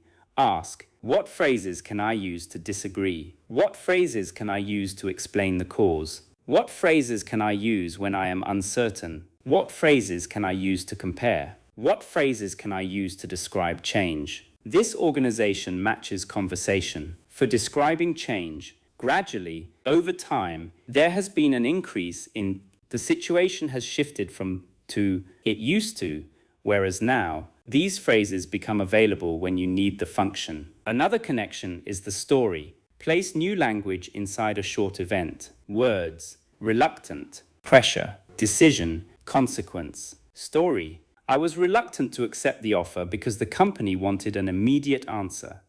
I felt under pressure, so I made the decision too quickly. The main consequence was that I entered a role that did not suit me. A story connects the words emotionally and logically. Another practice is phrase transformation. Phrase, I do not have enough information. Transform, formal, I do not have sufficient information to make a decision. Informal, I do not know enough yet. Professional, I would prefer to review the full data before reaching a conclusion. Different versions help you adjust to context. Another important idea is phrase ownership. You do not own a phrase until you can. Understand it when heard. Retrieve it without looking. Use it in a personal example. Change the tense or subject. Use it under pressure. Recognize when it does not fit. This is deeper than memorization. Another silent habit is avoiding repetition during learning because you want constant novelty. You feel bored using the same phrase again. But repetition with variation is how automatic language grows. Do not repeat the exact same sentence mindlessly. Repeat the pattern with new meaning. Pattern. What surprised me most was how quickly the problem developed. What surprised me most was the amount of support we received. What surprised me most was that nobody asked any questions. What surprised me most was how calm I felt. The pattern becomes automatic without becoming empty. Another useful exercise is a personal language map. Choose an area of your life, work, study, family, health, goals. Build the phrases you genuinely need. For work, meet a deadline, take responsibility, clarify expectations, manage a workload, raise a concern, provide feedback, make a recommendation, resolve a conflict. For study, review material, retain information, lose concentration, ask for clarification, submit an assignment, meet requirements, fall behind, catch up. This is more effective than random vocabulary because the language will reappear. Another important step is using new language in questions. If you learn prioritize, do not only create statements. Ask, how do you prioritize tasks when everything feels urgent? What should the team prioritize this week? Why did the company prioritize speed over quality? Questions expand conversational use. Another step is using phrases in responses. Someone says, "We have too many tasks." You respond, "We may need to prioritize the tasks that affect the deadline." Now the word participates in interaction. Fluency is not built from a giant pile of independent words. It is built from networks, words connected to partners, patterns, situations, functions, contrasts, memories, questions, responses. When the network is strong, one idea activates several useful options. You no longer search an empty dictionary inside your mind. You enter a connected system. Stop asking, "How many words do I know?" Ask, "How many useful relationships have I built around the words I know?" The answer to that question is far more closely connected to fluency. Chapter 7. You answer in isolated sentences instead of connected thought. The seventh silent habit is producing English as separate sentences rather than connected thought. You can create individual sentences. Each sentence may be grammatically acceptable, but the sentences do not lead naturally into one another. You answer a question, stop, think again, create another sentence, stop again, and search for the next idea. The listener hears fragments. Your mind feels as though it must restart after every full stop. This makes speaking exhausting. Fluency does not mean speaking without pauses. It means that one idea creates the next. The thought has movement. Consider this answer. I like working from home. It is quiet. I save time. Sometimes it is difficult. I miss people. The meaning is understandable, but the ideas feel separate. Now connect them. I like working from home mainly because the environment is quiet and I save time by avoiding the daily journey. However, it can become isolating, especially when I spend several days without speaking to colleagues in person. The second answer is not necessarily more advanced because of grammar alone. It has relationships, reason, result, contrast, specific conditions. Connected speech depends on how ideas relate. The first relationship to master is reason, use, because. The main reason is, this is largely due to, one reason for this is, question. Why do you prefer studying in the morning? I prefer studying in the morning because my mind feels clearer. Then extend. I also have fewer distractions before the rest of the day begins. The second relationship is the result, use. So, as a result, because of that, this led to, example, the instructions were unclear, so several people completed the task differently. The supplier missed the deadline. As a result, production stopped for 2 days. The third relationship is contrast, use, but, however, although, on the other hand, whereas, example, I enjoy the flexibility of self-employment, but I sometimes miss the stability of a fixed salary. Although the first option is cheaper, the second may offer better long-term value. The fourth relationship is an example, use. For example, for instance, one example is, to give you an example, small habits can affect concentration. For example, checking your phone every few minutes makes it difficult to return to deep work. The fifth relationship is specification, use. More specifically, in particular, especially, what I mean is, example, I want to improve my professional communication. More specifically, I want to explain complex ideas clearly during meetings. The sixth relationship is sequence, use. First, then, after that, eventually, by the time, example. First, we reviewed the original plan. Then we identified the most expensive parts. After that, we created a smaller version that could be completed within the budget. The seventh relationship is condition, use, if, unless, as long as, provided that, example, the plan could work if we receive approval this week. We will not meet the deadline unless we reduce the amount of work. The eighth relationship is concession. This means accepting one point while continuing with another. Use. Even though, while it is true that, admittedly, despite, example, While it is true that the system is expensive, it may reduce costs over several years. Despite feeling nervous, I managed to explain my idea clearly. When these relationships become familiar, you stop creating sentences as separate objects. You begin building thought chains. One useful structure is point, reason, example, return. Point. Regular speaking practice is essential. Reason. It trains the brain to retrieve language under time pressure. Example. For example, a learner may understand a phrase when reading, but fail to use it during a conversation. Return. That is why speaking must be practiced as a separate skill. This structure can support many answers. Question. What makes a good leader? Point. A good leader creates clarity. Reason. People perform better when they understand what is expected. Example. For instance, a manager who explains priorities clearly reduces confusion and wasted effort. Return. So leadership is not only about making decisions, it is also about making direction understandable. Another structure is situation, problem, action, result. Situation. Last year, I joined a project that was already behind schedule. Problem. The team had received conflicting instructions. Action. I organized a short meeting and asked each person to explain their understanding of the goal. Result. We discovered the disagreement quickly and created one clear plan. This structure is useful for storytelling, interviews, and professional explanations. Another structure is opinion, support, limitation, conclusion. Opinion. I think online learning can be extremely effective. Support. It gives people access to courses that may not be available locally. Limitation. However, it requires discipline and does not suit every learner. Conclusion. So I see it as a valuable option rather than a complete replacement for traditional education. The limitation makes the answer more balanced. Another structure is past, change, present. Past. I used to memorize long vocabulary lists. Change.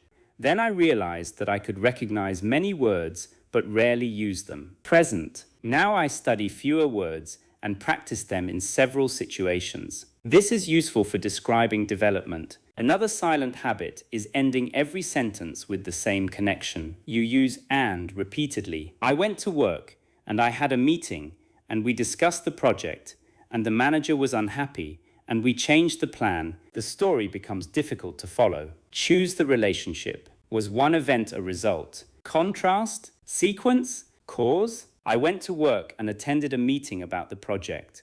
The manager was unhappy because the deadline had been missed. As a result, we changed the plan and assigned new responsibilities. The ideas now have shape. Another problem is using connectors mechanically. You memorize moreover, nevertheless, and consequently, then insert them where they sound unnatural. Connection is not decoration. The word must reflect the real relationship. Do not use however because you want advanced English. Use it because the next idea contrasts with the previous one. Natural spoken English often uses simple connectors and, but, so, because, then, still, actually, that is why. The important thing is logical accuracy. Another practice is the connection question. After every sentence, silently ask, what is the relationship of my next idea to this one? Am I adding, explaining, contrasting, giving evidence, showing a result, changing direction? This question prevents random sentences. Suppose your first sentence is, I decided not to accept the offer. What comes next? Reason. The salary was reasonable, but the role offered very little opportunity to grow. Then contrast. However, the decision was difficult because I liked the team. Then result. In the end, I chose to continue searching for a position that matched my long-term goals. The answer moves logically. Another useful exercise is sentence joining. Take short sentences and connect them in different ways. Short sentences. The course was difficult. I completed it. I learned a lot. Version 1. Although the course was difficult, I completed it and learned a great deal. Version 2. The course was difficult, but I continued because the material was valuable. Version 3. I completed the course despite finding it difficult, and the experience taught me a great deal. This develops flexibility. Another exercise is connector removal. Take a paragraph filled with formal connectors. Simplify it into natural speech. Formal. Nevertheless, the project continued. Furthermore, additional employees were hired. Consequently, the company completed the work. Natural. The project continued, and the company hired more people. Because of that extra support, the work was completed. The purpose is clarity, not impressive transitions. Another important feature of connected speech is reference. Instead of repeating the full noun, use language that points back. For example, we introduced a new reporting system. The system was difficult to use at first, but it became more effective after several changes. Later, this change reduced the amount of repeated work. Words such as this, that, these changes, the problem, the decision, the experience. The first option. The second reason, they connect the listener to earlier ideas. Another feature is thematic continuity. Do not introduce too many unrelated points. If the question is, what is difficult about working from home? Choose one or two connected difficulties. Do not jump from isolation to electricity prices, to exercise, to international business, unless the connection is clear. A focused answer sounds more fluent because the listener can follow it. Another silent habit is using every idea you have. You think a longer answer must include more points, but adding weakly connected ideas reduces fluency. Choose depth over quantity. One clear point with a reason, example, and consequence is often stronger than 5 disconnected points. Question: why is reading useful? Weak wide answer. Reading improves vocabulary, and books are interesting, and people can relax, and education is important, and some books are expensive. Focused answer. One major benefit of reading is that it exposes you to language in context. Instead of memorizing isolated words, you see how vocabulary, grammar, and ideas work together. Over time, this can improve both comprehension and expression. The second answer develops one line. Another practice is the one thread challenge. Choose one central idea. Speak for 2 minutes without leaving the thread. Topic: a habit that improves your life. Central idea: planning the next day before sleeping. Every sentence must connect. I started planning the next day before going to bed. The habit only takes 5 minutes, but it reduces confusion in the morning. I write down the 3 tasks that matter most, which helps me avoid spending energy on less important work. Because the priorities are already clear, I begin the day more calmly. The habit has not solved every problem, but it has made my routine more consistent. One thread. Several relationships. Another exercise is the why so but chain. Begin with a statement. Add why. Add result. Add contrast. Statement: I started recording my English. Why? Because I wanted to hear where my speech became unclear.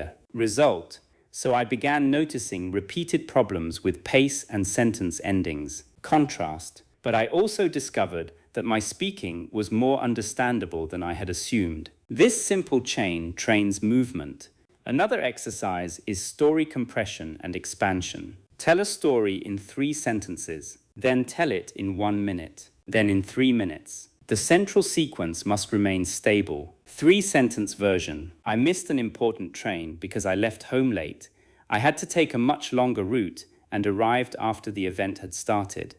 Since then, I have always added extra travel time for important appointments. 1-minute version. Add cause, reaction, details, and outcome. 3-minute version. Add context, dialogue, emotion, and reflection. This teaches you to control the depth without losing the thread. Another important skill is signposting. When your answer becomes longer, show the listener where you are. I will explain 2 reasons. The first is, the second is, the main example is, this leads to my final point. To summarize, signposting also helps you remember your own structure. Another silent habit is thinking that pauses destroy connection. A pause after a complete idea can strengthen the chain. Say, the first problem was communication. Pause. Different teams had received different instructions. Pause. As a result, they were working towards different goals. Each pause separates meaningful steps. Do not pause randomly inside phrases. Use pauses at thought boundaries. Another skill is returning to the center after a side point. You may give an example and become lost inside it. Use "the reason I mention this is" to return to the original question. This example shows that, for example, I once worked with a team that changed its schedule every week. People became frustrated and several tasks were repeated. The reason I mention this is that constant change can reduce productivity even when each individual change seems small. The return makes the example useful. Another practice is answer mapping. Before speaking, choose 3 points: beginning, middle, end. Question: describe an important decision. Beginning: what the decision was. Middle: why was it difficult? End: what happened afterward? You do not prepare exact sentences, you prepare the path. This prevents both memorization and random speech. Another important point is emotional connection. When you care about the meaning, the next idea often appears more naturally. Do not choose only abstract practice topics. Speak about real decisions, frustrations, discoveries, plans, and changes. Authentic meaning creates stronger thought chains because your brain already understands the relationships. You know what caused the event. You know how you felt. You know what changed. Your task is to organize those relationships in English. Fluency is not a pile of correct sentences. It is the ability to carry a listener through a thought. One sentence opens the door. The next explains why. The next shows what happened. The next changes direction. The next gives evidence. The final sentence brings the listener somewhere meaningful. That movement is what makes speech feel alive. Chapter 8. You practice only when you control the conditions. The 8th silent habit is practicing English only in safe, predictable conditions. You choose the topic. You prepare the vocabulary. You write the answer. You record until the result sounds good. You speak alone. You pause whenever you need. You restart after every mistake. You control the speed. You know what is coming. This kind of practice can be valuable, especially when learning new language. But if all your practice is controlled, your English becomes dependent on control. Real conversations do not protect you in the same way. The question may be unexpected. The listener may interrupt. You may not know the topic. Someone may disagree. The environment may be noisy. You may feel tired. You may need to answer before your sentence feels ready. You may misunderstand and need to recover. If your training never includes uncertainty, the smallest surprise can make your fluency disappear. The silent habit is not lack of practice. It is practicing only the version of English where nothing goes wrong. To change this, you need controlled unpredictability. The phrase may sound contradictory. You deliberately introduce one uncertain element while keeping the rest manageable. You do not throw yourself into the most frightening situation immediately. You train pressure gradually. The first unpredictable exercise is random questions.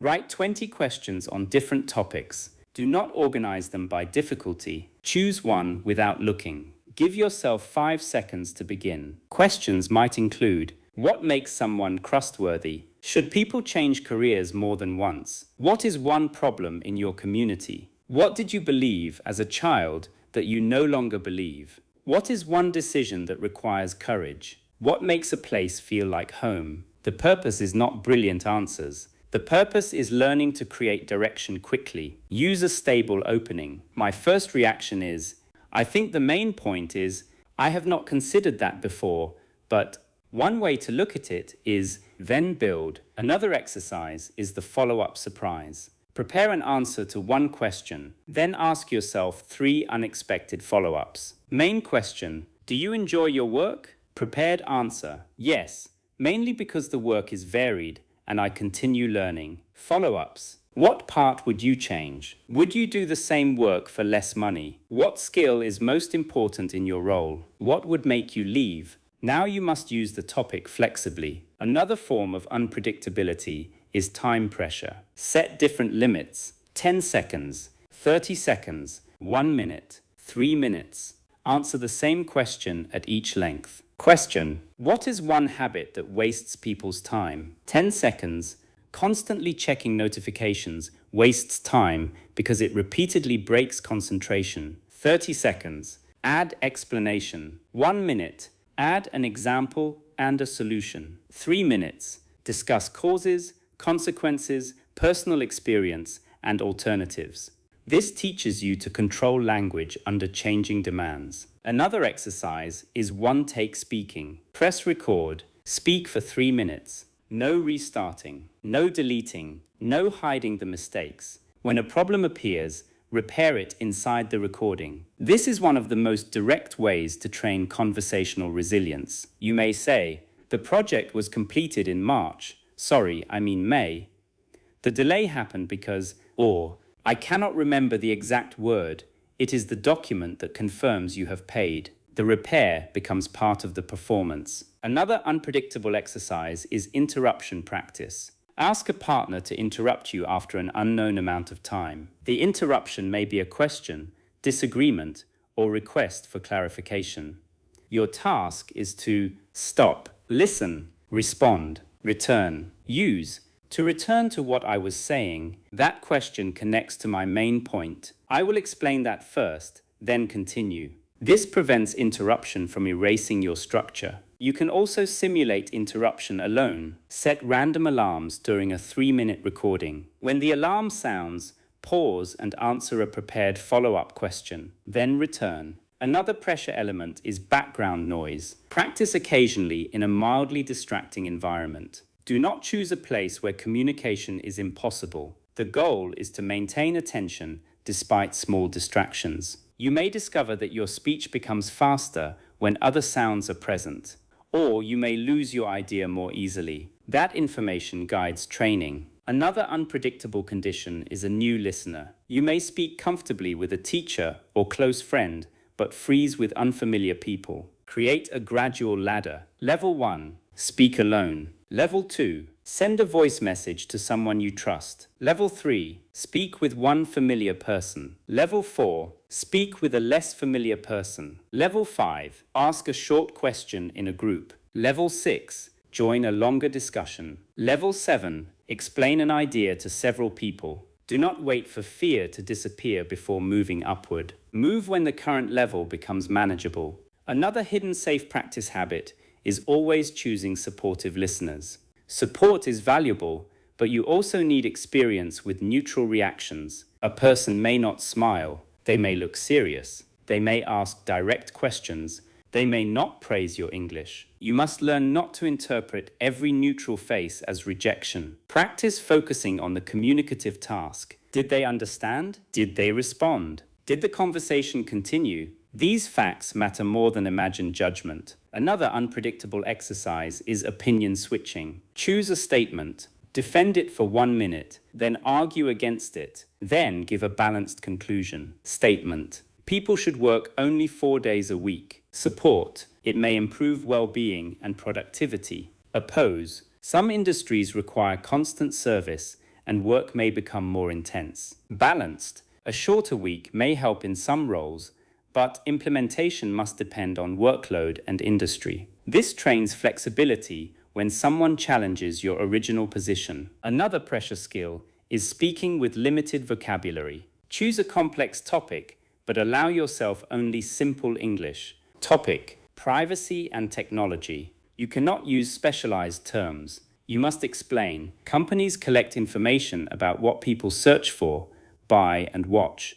This can help services become more personal, but it can also give companies too much knowledge about private behavior. This develops paraphrasing under constraint. Another exercise is role change. Speak as a customer, then as the employee, then as the manager. Scenario: a product arrived damaged. Customer: I received the order this morning, but the screen is broken. Employee: I am sorry about the problem. I will check whether we can send a replacement immediately. Manager: we need to investigate whether the damage occurred during packing or delivery. Different roles require different language choices. Another pressure condition is incomplete information. Give yourself a scenario with missing details. For example, a meeting has been cancelled, but you do not know why. Explain what you know without inventing. The meeting has been cancelled. I have not received the reason yet, but I will check with the organizer and update everyone. This trains honest uncertainty. Another useful exercise is decision under pressure. Give yourself two options and 30 seconds to choose. Would you choose a higher salary with long working hours or a lower salary with more free time? Begin. I would choose the lower salary with more free time, provided that the income was still enough for my basic needs. Then explain. The time limit forces prioritization. Another unpredictable condition is emotional discomfort. Practice mild disagreement, disappointment, and refusal. Scenario: a colleague has not completed their part. Say, I need to discuss the report. I completed my section, but I cannot finish the final version because your data is still missing. When can you send it? Scenario: someone asks you to accept more work. Say, I cannot take on another task this week without delaying the work I have already agreed to complete. Scenario: you disagree with a suggestion. Say, I understand why the idea seems efficient, but I think it creates a serious risk for quality. Emotional language becomes easier when trained before a real conflict. Another safe practice habit is correcting recordings until they no longer represent spontaneous speech. You record the same answer 10 times. The final version sounds fluent. You believe you have mastered the topic, but perhaps you have only memorized the final form. Use limited repetition. First attempt, spontaneous. Second attempt, improved structure. Third attempt, different wording. Then move to a follow-up question. The goal is flexible improvement, not perfect performance. Another practice is a no-note explanation. Learn something, then explain it without notes. If you forget a detail, do not stop. Say, I do not remember the exact figure, but the general point is, this resembles real professional communications. Another pressure exercise is real-world micro-actions. Do not wait for a long conversation. Use short interactions. Ask for information. Confirm a booking. Explain a small problem. Leave a voice message. Ask a follow-up question in a class. Comment in a discussion. Each action gives your brain evidence that English can function outside preparation. Another important principle is pressure recovery. After a difficult practice, do not simply say, that was terrible. Review the process. What surprised you? Where did your speech stop? What did you do to recover? Which phrase would help next time? For example, the unexpected follow-up made me rush. Next training action. Practice beginning follow-ups with, there are two ways to answer that. Or, I lost my idea after interruption. Next action. Practice to return to my original point. Pressure reveals weaknesses that safe practice hides. That information is valuable. Another essential rule is adding one difficulty at a time. Do not combine a new topic, a strict time limit, a large audience, fast interruptions, unfamiliar vocabulary, and a demand for perfect grammar. That is not training. That is overload. Choose one pressure variable. Today, random topic. Tomorrow, 5-second start. Next week, new listener. Later, group discussion. Controlled progression creates adaptation. Another habit to avoid is waiting until you feel ready for real speaking. Readiness is partly created by real experience. You cannot fully prepare for unpredictability in a predictable environment.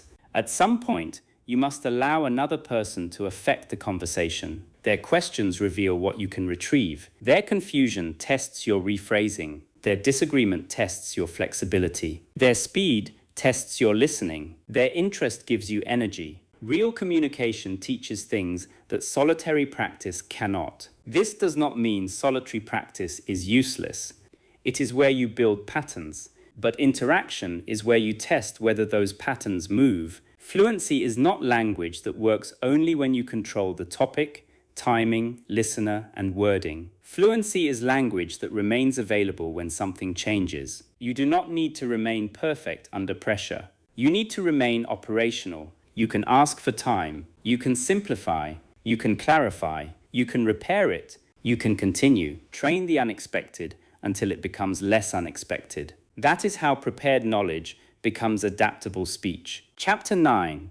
You treat difficulty as evidence that you are failing. The ninth silent habit is the meaning you give to difficulty. When speaking feels hard, you assume something is wrong. You think, I should be faster by now. I have studied for years, so I should not make this mistake. If I were truly fluent, I would not need time. Other people speak more easily. My grammar knowledge is useless. These thoughts appear silently, but they change your behavior. You become tense. You avoid risk. You choose shorter answers. You stop volunteering. You return to passive study because passive study feels safer. The problem is not only the difficulty, it is the interpretation. Difficulty is not always evidence of failure. Sometimes it is evidence that you are attempting a more demanding task. Reading a familiar text may feel easy. Responding to an unexpected opinion is harder. Completing a grammar exercise may feel controlled. Explaining a personal disagreement is harder. Listening to a clear teacher may feel comfortable. Following a fast group conversation is harder. The harder task may reveal greater progress even if your performance feels less smooth. Suppose you used to avoid speaking entirely. Now you participate in a 5-minute conversation and make several mistakes. You may focus on the mistakes, but the larger change is that you remained in the conversation. Your standard has moved. The task is more difficult because your participation is more real. This is why you must separate discomfort from failure. A difficult moment may mean the topic is unfamiliar, the vocabulary is unstable, the listener is speaking quickly, you are tired, the sentence is too complex. You have not practiced that conversational move. The situation matters emotionally. None of these automatically means your English is poor. They identify the pressure point. The first mental habit to change is global judgment. After one difficult answer, you say, I cannot speak English. That statement is too large. Be specific. I struggled to compare two options without preparation. That is useful. Or, I understood the question, but I could not retrieve the vocabulary for explaining financial risk. Specific difficulty creates a training target. Global judgment creates shame. Another silent habit is comparing your internal struggle with another person's external performance. You hear someone speak confidently. You do not see their years of practice. You do not hear the mistakes they made privately. You do not know whether the topic is familiar. You do not know how many times they have discussed the same idea. You compare their visible result with your invisible process. That comparison is rarely fair. Instead, compare your current behavior with your previous behavior. Do you begin answers faster? Can you explain the missing words? Do you ask for clarification? Can you continue after mistakes? Are your answers more connected? Can you speak about more topics? Do you understand different speakers more easily? These changes reveal development. Another harmful interpretation is believing that pauses equal incompetence. A pause can mean you are choosing a precise word. You are organizing a complex thought. You are deciding how much detail to include. You are responding carefully. The problem is not every pause. The problem is panic during the pause. Train calm pauses. Look thoughtful. Breathe. Use, let me think about that. Or, there are several ways to answer. Then continue. Another silent habit is making identity statements. I am shy. I am not a language person. I have a bad memory. I am terrible at speaking. Identity statements feel permanent. They remove responsibility and hope at the same time. Replace identity with behavior. Instead of, I am bad at speaking, say, I do not practice spontaneous speaking consistently. Instead of, I have a bad memory, say, I review vocabulary mainly through recognition. Instead of, I am too shy, say, I avoid situations where attention is on me. Behaviors can change. Another mental habit is expecting linear progress. You imagine that each week should feel easier than the previous week. Real development is uneven. Some days you speak clearly. Other days, simple words disappear. You may improve listening while speaking feels slow. You may gain vocabulary and temporarily hesitate more because you have more choices. You may perform well with one person and freeze with another. Progress is not a straight line. Look at patterns across time, not one conversation. Another harmful habit is replaying mistakes without extracting a lesson. After a conversation, you remember one incorrect sentence. You repeat it mentally. You imagine what the listener thought. you feel embarrassed again. This is emotional repetition, not learning. Use a structured review. First, what was the situation? Second, what did I communicate successfully? Third, where did the message become difficult? Fourth, what caused the difficulty? Fifth, what exact action will I practice? Example, situation, a meeting with 3 colleagues. Success, I explained the schedule clearly. Difficulty, I became lost when someone challenged the budget. Cause, I had no language prepared for expressing uncertainty about numbers. Action, practice phrases such as, I do not have the final figure yet.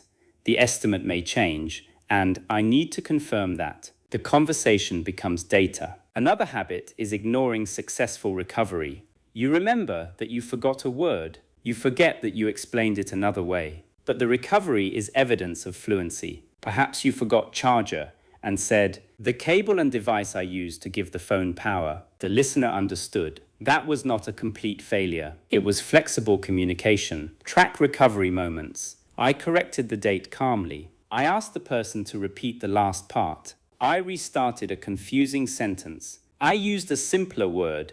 I gave an example when the listener looked uncertain. These are important achievements. Another silent habit is expecting confidence to arrive before action. You wait until you feel relaxed enough. But avoidance teaches the brain that speaking was dangerous. Each time you escape, your nervous system receives the message. We survived because we stayed silent. The fear becomes stronger. Small participation teaches a different lesson. I was nervous, and I still answered. I made a mistake, and the conversation continued. I did not understand, and I asked. I spoke slowly, and the listener waited. These experiences changed the emotional meaning of English. Another harmful interpretation is seeing correction as rejection. A teacher corrects your grammar. A colleague asks you to repeat. A listener offers a word. You feel exposed. But correction can mean the person is engaged. They want to understand. They believe you can improve.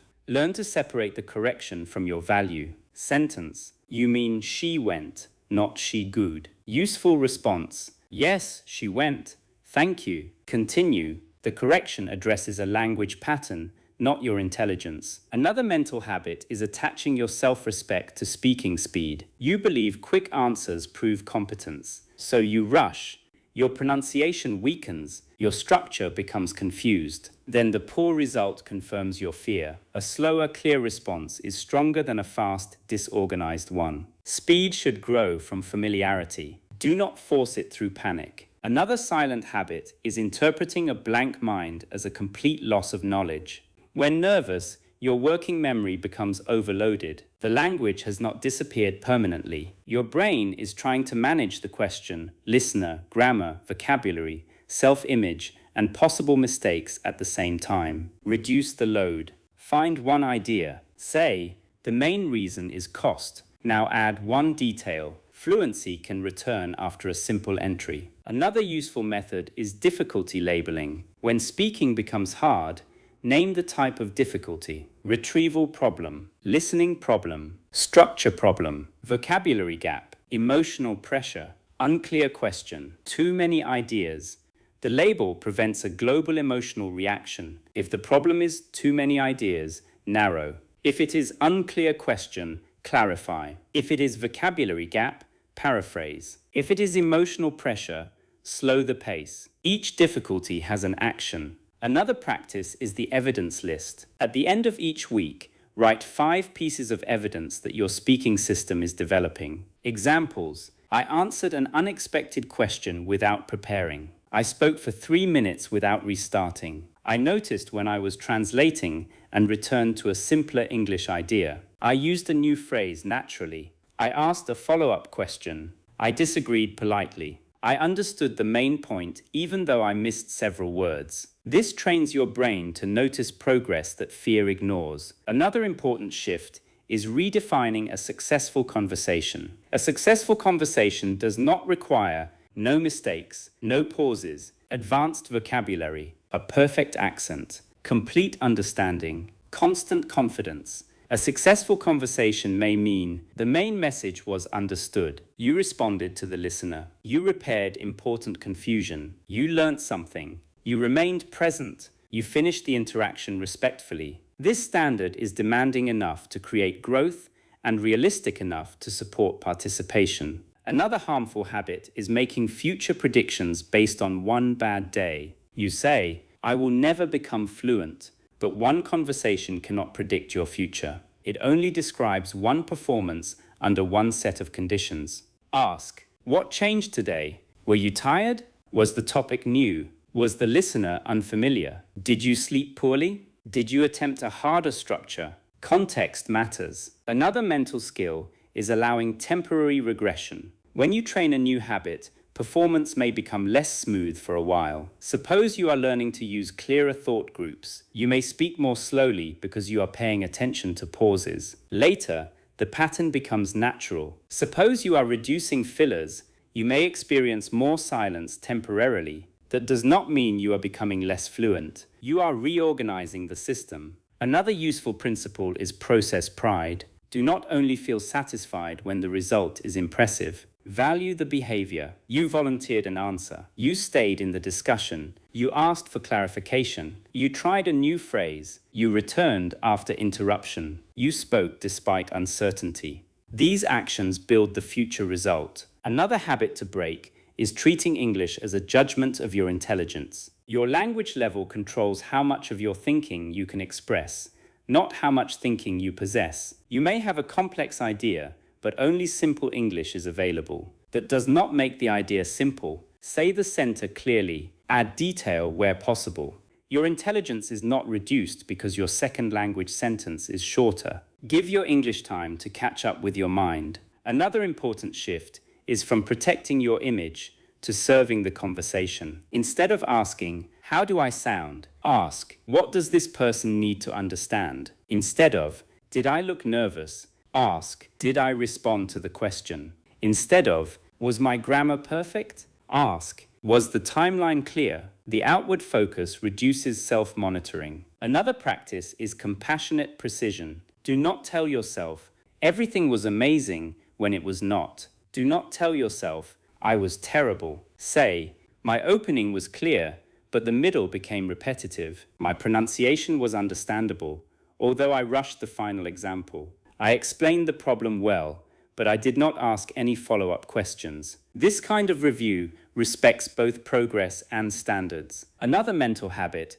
is carrying one mistake into the next sentence. You make an error, then continue thinking about it while speaking. The next sentence becomes weaker. Use a release phrase internally, past sentence, or continue. The conversation is happening now. You can review the mistake later. Another powerful idea is becoming comfortable with being a visible learner. You may want to hide until your English is complete, but language is developed through visible use. You will occasionally search for words. You will need repetition. You will say something less elegantly than you intended. People may notice that English is not your first language. That is not a secret you need to protect. Your task is not to appear finished.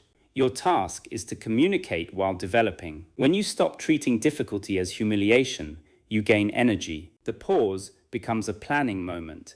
The mistake becomes a correction target. The missing word becomes a paraphrasing challenge. The unfamiliar question becomes retrieval practice. The conversation becomes training. Difficulty is not always a wall. Often, it is the exact place where fluency is being built. Chapter 10.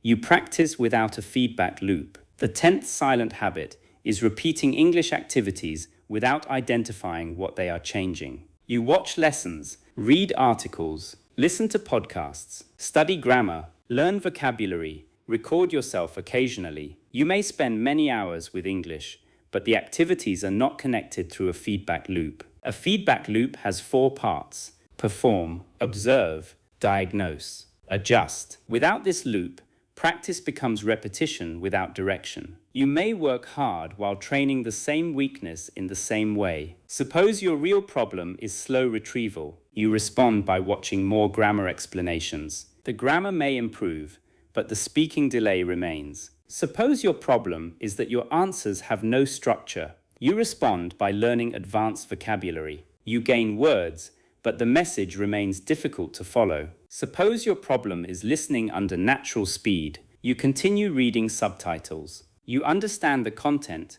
but your ears remain dependent on text. Effort is not enough. The practice must match the bottleneck. The first step is identifying your current bottleneck. A bottleneck is the narrow point that restricts the whole system. You may have several weaknesses, but one may be causing most of the difficulty. Common bottlenecks include slow vocabulary retrieval, constant translation, fear-based editing, weak listening at natural speed, limited phrase connections, poor answer structure, difficulty extending ideas, inability to manage interruptions, unclear pronunciation, avoidance of real interaction. To identify the bottleneck, record yourself answering 3 unexpected questions. Use no notes. Give yourself 5 seconds to begin. Speak for 1 or 2 minutes on each. Then listen. Do not start with grammar. Ask larger questions. Did I understand the question? Did I begin clearly? Did the main idea remain stable? Did I stop because of my missing vocabulary? Did I translate silently for long periods? Did my sentences connect? Did I repeat the same phrases? Did I recover after mistakes? Did my pace remain understandable? Did I finish the answer? Your repeated pattern reveals the bottleneck. Suppose your answers have long silences before every sentence. Possible bottleneck: retrieval or translation. Suppose you begin quickly but become lost after 20 seconds. Possible bottleneck: structure. Suppose your ideas are clear, but pronunciation makes important words difficult to hear. Possible bottleneck: sound clarity. Suppose private recordings are strong, but real conversations collapse. Possible bottleneck: pressure exposure. Diagnosis changes the plan. The second step is choosing a measurable behavior. Do not choose, become fluent. Choose. Begin each answer within 5 seconds. Use 1 reason and 1 example. Speak for 2 minutes without restarting. Ask 1 clarification question. Use 5 target phrases during the week. Summarize 1 audio section without subtitles. Complete 3 real interactions. Specific behaviors can be observed. The third step is designing the smallest effective practice. If retrieval is the bottleneck, use random questions, rapid category recall, closed book phrase review, a timed sentence starts. If translation is the bottleneck, use image description, action narration, 3-second meaning selection, English paraphrasing. If structure is the bottleneck, use point reason example, situation problem, action result, past change present, opinion support limitation conclusion. If listening is the bottleneck, use no subtitle first listening, meaning summaries, stress word identification, short retelling. If conversational flexibility is the bottleneck, use follow-up chains, role play, interruption practice, agreement and disagreement moves. The practice should attack the actual problem. The fourth step is collecting evidence. Record a baseline. For example, question: what is 1 change that would improve your community? First recording, you take 12 seconds to begin. You speak for 40 seconds. You repeat I think 6 times. You give no example. After 1 week of targeted practice, answer a different question at the same difficulty. Compare starting time, length, structure, repetition, recovery, clarity. Do not compare topic knowledge. Compare speaking behavior. The fifth step is making 1 adjustment. Suppose your starting time improves, but your answer still becomes repetitive. New target, idea expansion, practice reason, example, contrast, and result. Suppose your structure improved, but pronunciation became rushed. New target, thought groups and sentence endings. The loop continues. Perform, observe, diagnose, adjust. This is how practice becomes intelligent. Now let us build a complete 30-day fluency recovery system based on the silent habits in this masterclass. The plan is not designed to teach every part of English. It is designed to convert knowledge into usable speech. Week 1 focuses on retrieval and direct meaning. Day 1, record a baseline. Answer 3 random questions for 1 minute each. Do not prepare. Save the recording. Day 2. Choose 10 useful phrases you already understand but rarely use. Retrieve them without looking. Create one personal sentence for each. Day 3. Practice rapid categories. Choose 5 categories and speak connected words for 30 seconds. Then use the words in complete sentences. Day 4. Use image-based speaking. Describe 5 scenes without translating prepared sentences. Day 5. Use action narration for 15 minutes. Describe what you are doing in simple English. Day 6.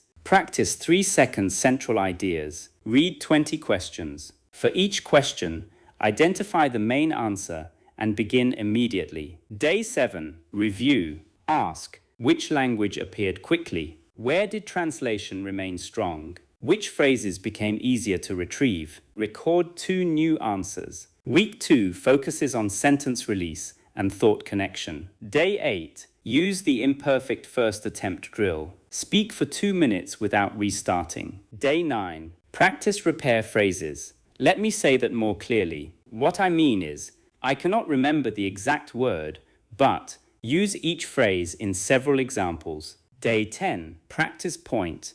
Reason, example, return. Answer 5 questions. Day 11. Practice situation, problem, action, result. Tell 3 short stories. Day 12. Practice contrast. Give balanced answers using although, however. On the other hand, Day 13. Practice one-thread speaking. Choose one central idea and speak for 3 minutes without changing the subject. Day 14. Review. Listen to your recordings. Identify whether your answers now move more naturally. Week 3 focuses on listening and phrase networks. Day 15. Listen to a short audio without subtitles. Give a 1-sentence summary. Listen again and add 3 details. Day 16. Listen for stressed words and connectors. Write the main logical path. Day 17. Retell a short story in your own words. Do not copy the original wording.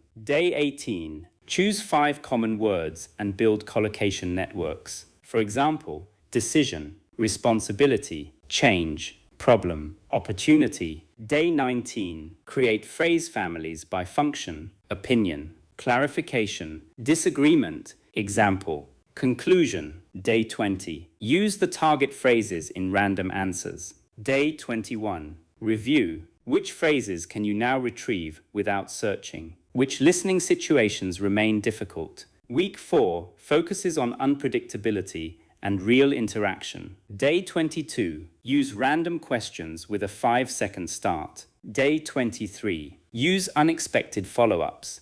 Answer 1 main question and 5 connected questions. Day 24. Practice interruption and return. Day 25. Practice role changes. Customer, employee, manager, friend, teacher. Day 26. Complete 1 real English interaction. Keep it small but genuine. Day 27. Complete another interaction with a new conversational move. Ask for a follow-up. Clarify, disagree, summarize. Day 28. Speak about a mild emotional topic. A disappointment, a difficult decision, a disagreement. Remain clear and calm. Day 29. Repeat the baseline conditions. Answer 3 unexpected questions for 1 minute each. Day 30. Compare the recordings. Do not ask only, do I sound fluent? Ask, do I begin faster? Do I translate less? Do I release simpler sentences?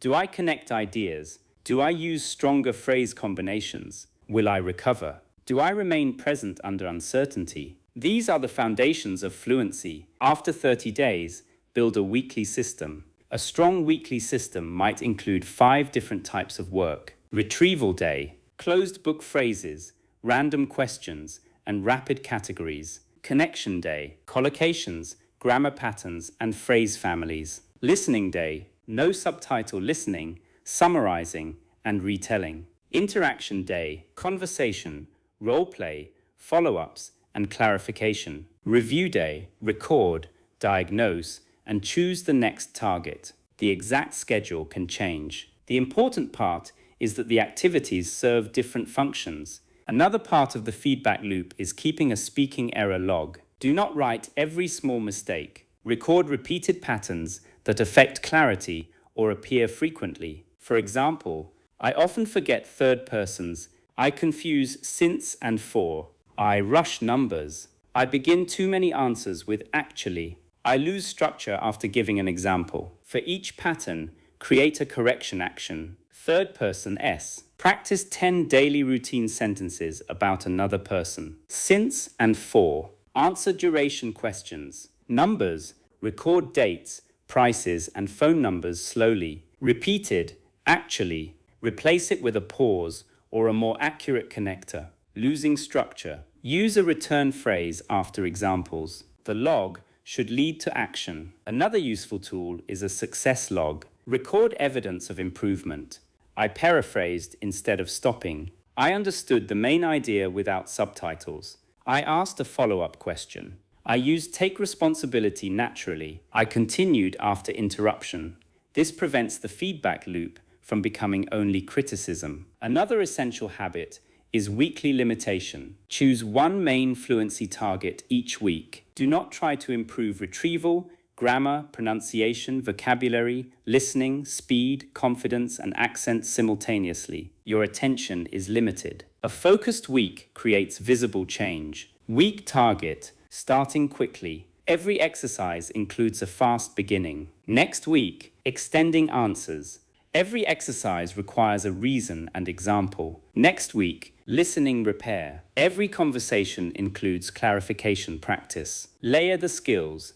Another useful method is deliberate recycling. Do not abandon last week's language. Bring it into new topics. Suppose last week's phrases were, take that into account, lead to. The main concern is, this depends on, rather than. This week, use them during different subjects. Health. We need to take long-term habits into account rather than focus only on quick results. Work. The main concern is that the new process may lead to more repeated work. Education. The best method depends on the learner's goals. Recycling prevents knowledge from returning to passive storage. Another important part of the feedback loop is external information. Self-recording reveals many things, but not everything. A teacher, partner, or skilled listener may notice patterns you miss. Ask specific questions. Not, how is my English? Ask, was my main point clear? Where did I become difficult to follow? Which pronunciation problem affected understanding? Did I sound too direct? Did I answer the question fully? Specific feedback creates specific action. Another silent habit is changing methods too quickly. You try a technique for 3 days.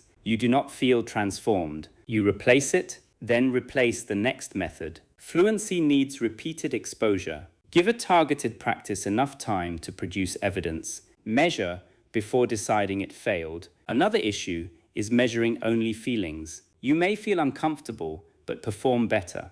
You may feel fluent on a familiar topic, but perform poorly on unfamiliar questions. Use recordings and observable behaviors. Feelings matter, but they are not the only data. Another useful metric is recovery time. How long does it take you to continue after a mistake or missing word? At first, perhaps 10 seconds, 2 seconds. That is progress even if mistakes still happen. Another metric is idea depth. Can you move beyond one sentence? Can you add a reason? Example, contrast, conclusion. Another metric is conversational contribution. Can you ask questions, react, clarify, return after interruption? These metrics show practical ability. Another part of the system is maintenance. Once a skill improves, do not train it intensely forever. Reduce the frequency, but keep it alive. If 5-second starts become easy, practice them once or twice a week. Use the main training time for the next bottleneck. This allows the system to grow without forgetting earlier skills. Another important principle is matching difficulty to development. If an exercise is always easy, increase one challenge. Less preparation, longer answer. New topic, faster audio. Unfamiliar listener. If an exercise is overwhelming, reduce one challenge. Short answer, clearer audio. Familiar topic, more preparation. The task should stretch you without destroying the skill. Another useful practice is monthly comparison. Choose the same 3 broad question types each month: personal reflection, opinion, story. For example, what is one belief you changed? What should schools teach that they often ignore? Describe a situation that did not go as planned. Use different exact questions each month, but keep the categories. Compare structure, retrieval, pace, and recovery. Another important shift is from activity goals to performance goals. Activity goal: listen to English for 30 minutes. Performance goal: listen to a 5-minute section and summarize the main point without subtitles. Activity goal: study vocabulary. Performance goal: use 5 target phrases in spontaneous answers. Activity goal: practice speaking. Performance goal: answer 3 unexpected questions with 1 reason and 1 example. Activities fill time. Performance goals change behavior. Another powerful question is, what am I training right now? Before every session, answer it. I am training for fast retrieval. I am training connected answers. I am training listening for meaning. I am training in calm repair. I am training disagreement. This keeps the session clear. At the end, ask, did the exercise force me to perform that skill? If not, adjust. The final step is making fluency part of a system rather than a hope. You do not wait to see whether speaking improves. You create conditions that require improvement. You retrieve instead of only recognizing. You build meaning directly. You release workable sentences. You train conversational moves. You listen for direction. You connect vocabulary. You create thought chains. You introduce unpredictability. You reinterpret difficulty. You close the feedback loop. These habits work together. A learner may know grammar and still struggle because grammar is only one part of real-time communication. Grammar tells you what structures are possible. It does not automatically retrieve the words. Choose the main idea. Manage the listener. Repair a misunderstanding. Create a connected explanation. Handle uncertainty. Continue under pressure. Those abilities are trained through behavior. Your fluency is not blocked by one mysterious weakness. It is often blocked by small habits repeated so quietly that they feel normal. The habit of looking instead of retrieving. The habit of translating finished thoughts. The habit of delaying imperfect sentences. The habit of practicing only controlled answers. The habit of collecting words without connections. The habit of listening for every word. The habit of treating pauses as failure. The habit of working without diagnosis. Once the habits become visible, they become changeable. That is the purpose of this masterclass, not to give you another set of rules to understand, to help you notice what happens between knowing English and speaking it. That space is where fluency is either blocked or built. You do not need another 100 grammar rules before you begin speaking more fluently. You need to notice the quiet behaviors that keep your English trapped inside recognition, translation, perfection, and safe practice.